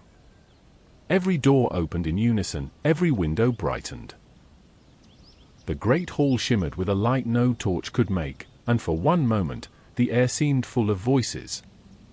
The students did not understand that they were hearing the echo of the founders reunited, the convergence of four chords, complete once more. By evening, the wind had stilled. The parchment was sealed within the library's highest vault, where it rests to this day, the ink untarnished. Godric's sword was hung above the entrance to the great hall, gleaming faintly even in shadow. It has never rusted. And so the four who had begun as a single dream became legend. Their quarrels faded, their virtues distilled into the houses that bore their names. Hogwarts itself became their monument, not in stone, but in endurance. When the night is windless and the stars burn bright over the lake, the castle still sings the harmony of its makers. It hums through the walls, through the candles, through the sleeping hearts of its children. It is not mourning. It is remembrance. The song of Hogwarts endures because they do. And in the quiet between those notes, where courage meets kindness, where intellect bows to humility, where cunning listens instead of commands, their voices return, indistinguishable from the pulse of the living stone. Night fell upon the highlands, calm and absolute. The lake gleamed like ink beneath the stars, and the castle stood reflected in its surface, a mirror of itself, doubled between earth and sky. There was no wind, no sound but the low murmur of the water lapping against stone. Hogwarts had entered its own eternity. No living founder walked its halls now. The centuries had begun to fold upon themselves like pages in a closed book, yet the breath of those first dreamers lingered. Every window knew the rhythm of their footsteps, every stair the echo of their voices. The castle had grown vast since their time, towers multiplied, wings expanded, spells woven thick into its architecture like veins through a body. But at its heart, the ancient pulse remained unchanged. It had learned. It remembered. And it sang. The song was no longer the chorus of four minds in harmony. It had become something older, wider, a tone that carried through stone, through candle, through air. To those who listened closely, it sounded like language half remembered, the whisper of the brave, the hum of the loyal, the sigh of the wise, the hiss of the cunning. The four houses had become the four elements of a single soul, their rivalry not a fracture but a heartbeat, a cycle repeating through the ages. The world outside had changed. Empires rose and fell, tongues altered, the very names of gods turned to dust. Yet still the children came, their boats gliding across the black lake each autumn night, lanterns bobbing like stars fallen to water. Still the castle opened its arms. Still the walls learned the shape of each new generation and adjusted to fit. The founders were gone, but they were everywhere. In the kitchens, Helga's laughter lingered, warm as the ovens that never cooled. The very smell of bread was her signature, the soft rhythm of comfort against the world's sharpness. Those who baked there often found their tears turning to steam before they fell. In the library, Rowena's presence dwelled within the silence between turning pages. The air itself seemed to pause in reverence before the crackle of parchment, as though thought had become its own prayer. Students who stayed too long at their studies often felt a sudden calm descend, a whisper of logic that soothed their restless striving. In the practice yards and the fields, Godric's fire still burned. The air thrummed when wands met, courage sparking between spell and counterspell. The very stones remembered him, they glowed faintly under starlight, not in flame, but in faith. And beneath it all, in the depths where the lake's voice deepened to eternity, Salazar's legacy waited. The chamber slept still, its guardian a myth, its promise unfulfilled. But it was not malice that kept it alive, it was memory. The castle refused to forget even what had wounded it. For to remember only the light is to misunderstand the day. As centuries turned, ghosts began to walk its corridors. Helena, the lost daughter, glided between walls with her sorrow transfigured into grace. The Baron, dour and penitent, followed her through silence, their tragedy retold by generations who never tired of naming it love. Even they became part of the castle's great lesson, that brilliance and regret are branches of the same root. The world beyond Hogwarts often forgot kindness. Wars burned the lands below, kings rose and vanished, and the line between wizard and muggle grew ever more fraught. But within these walls, the dream persisted. Here, children of every name and bloodline sat side by side, holding wands that hummed with possibility. They quarreled, they learned, they grew.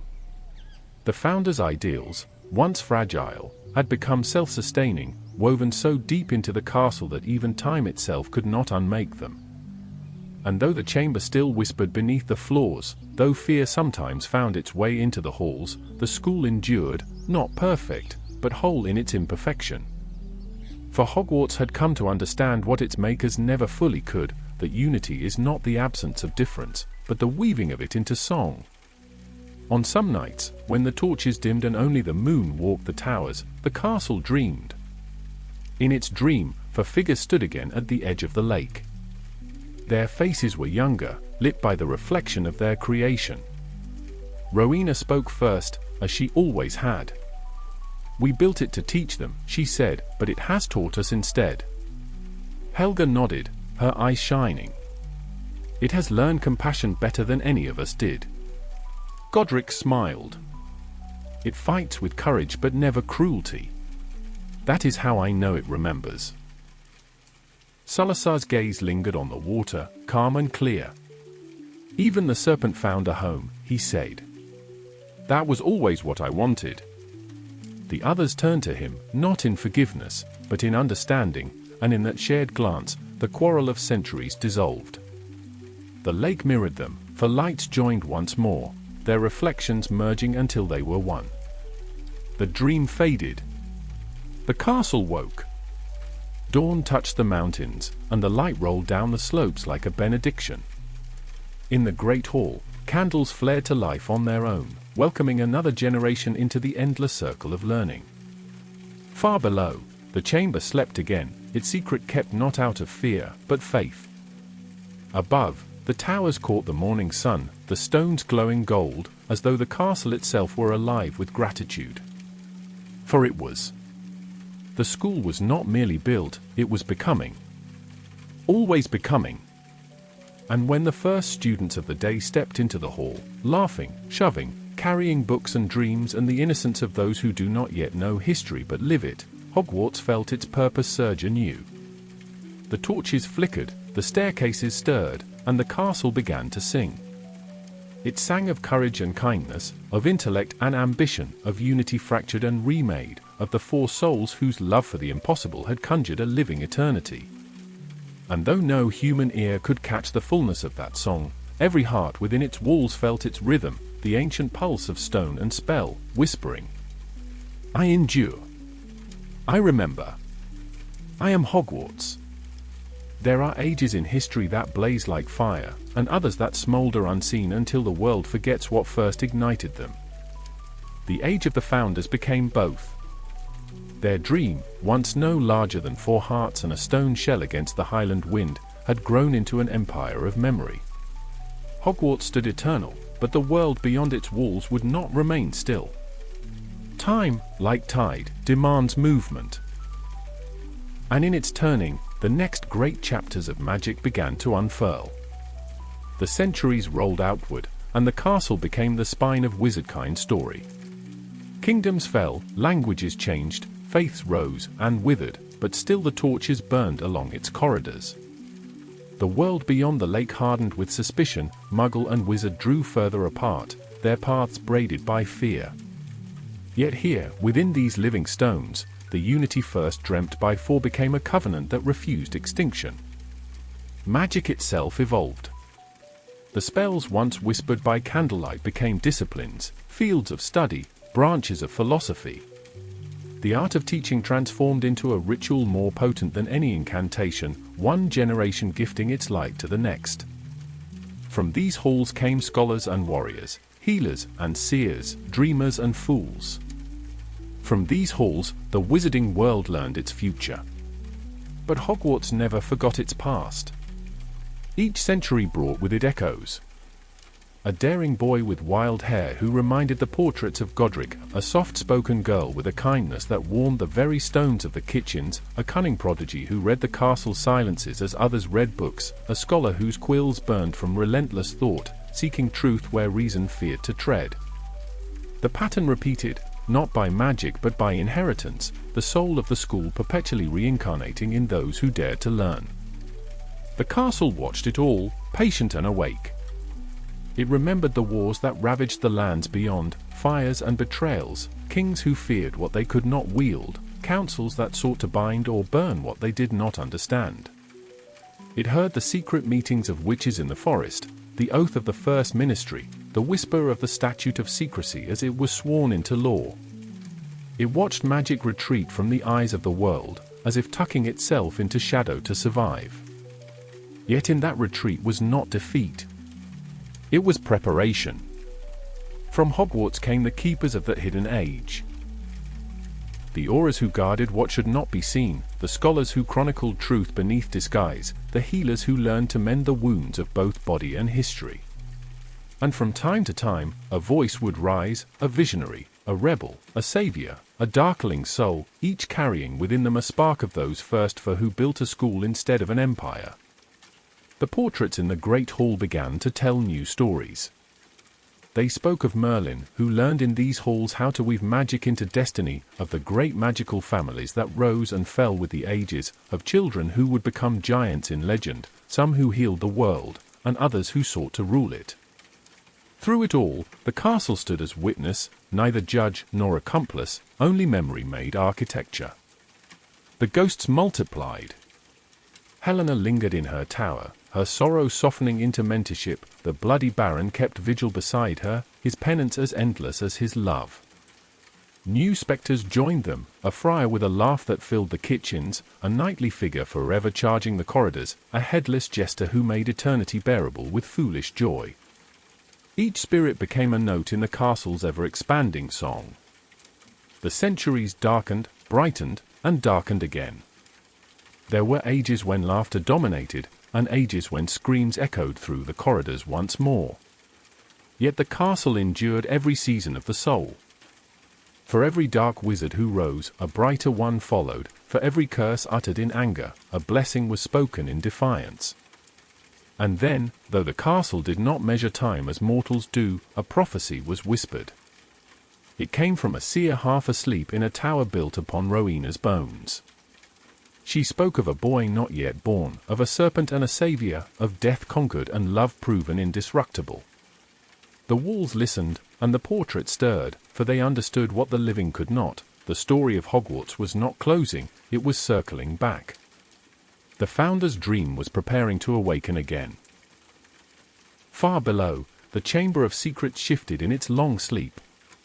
The serpents carved into its walls opened their eyes to the dim light of torchfire filtering down through the centuries. They did not wake in malice, they woke in remembrance. Their creator's magic, twisted by legend, had waited for an heir not of blood alone, but of understanding. Above, the great hall gleamed as new generations arrived. Names were called beneath the enchanted ceiling, and the sorting hat, ancient, frayed, wise beyond measure, sang of courage, of loyalty, of cunning and wit. Its song, though different each year, always ended the same, a plea for unity, a prayer that the dream of might outlast the weaknesses of many. The future was near now, pressing against the threshold of time. The boy who would live. The girl whose love would end a war. The castle that would burn and rise again. But that is another story, born of this one, and bound to it forever. For even as the world changed, the castle endured. It listened. It learned. It grew. It remembered that for human hearts, flawed and luminous, once stood beside a lake and dreamed of peace through knowledge. That dream had never died, it had only multiplied. The stones of Hogwarts, if they could speak, would tell you this, that magic is not the art of bending the world to one's will, but of keeping faith with what endures. That courage without kindness is tyranny, wisdom without wonder is blindness, and power without mercy is the quickest path to ruin. So long as children climb its staircases and whisper spells with trembling hands, Hogwarts will live. So long as its torches burn with the mingled light of hope and remembrance, the founders will never be gone. They are in the walls. They are in the air. They are in every heartbeat that begins anew within these halls. And as dawn breaks over the highlands, the castle stirs once more, its towers catching fire from the rising sun, its lake turning to molten gold. The doors swing wide. The next generation steps across the threshold, unaware that their footsteps complete an unbroken circle drawn 1,000 years ago. Above them, the ceiling of the great hall blooms with stars. Below, the ancient chamber sleeps again. Between heaven and earth, between dream and duty, Hogwarts breathes and whispers into eternity. The world will change again. And when it does, remember us. Then, in the language of stone and time, it begins to sing once more, a hymn not of endings, but of continuations, the song of the castle eternal.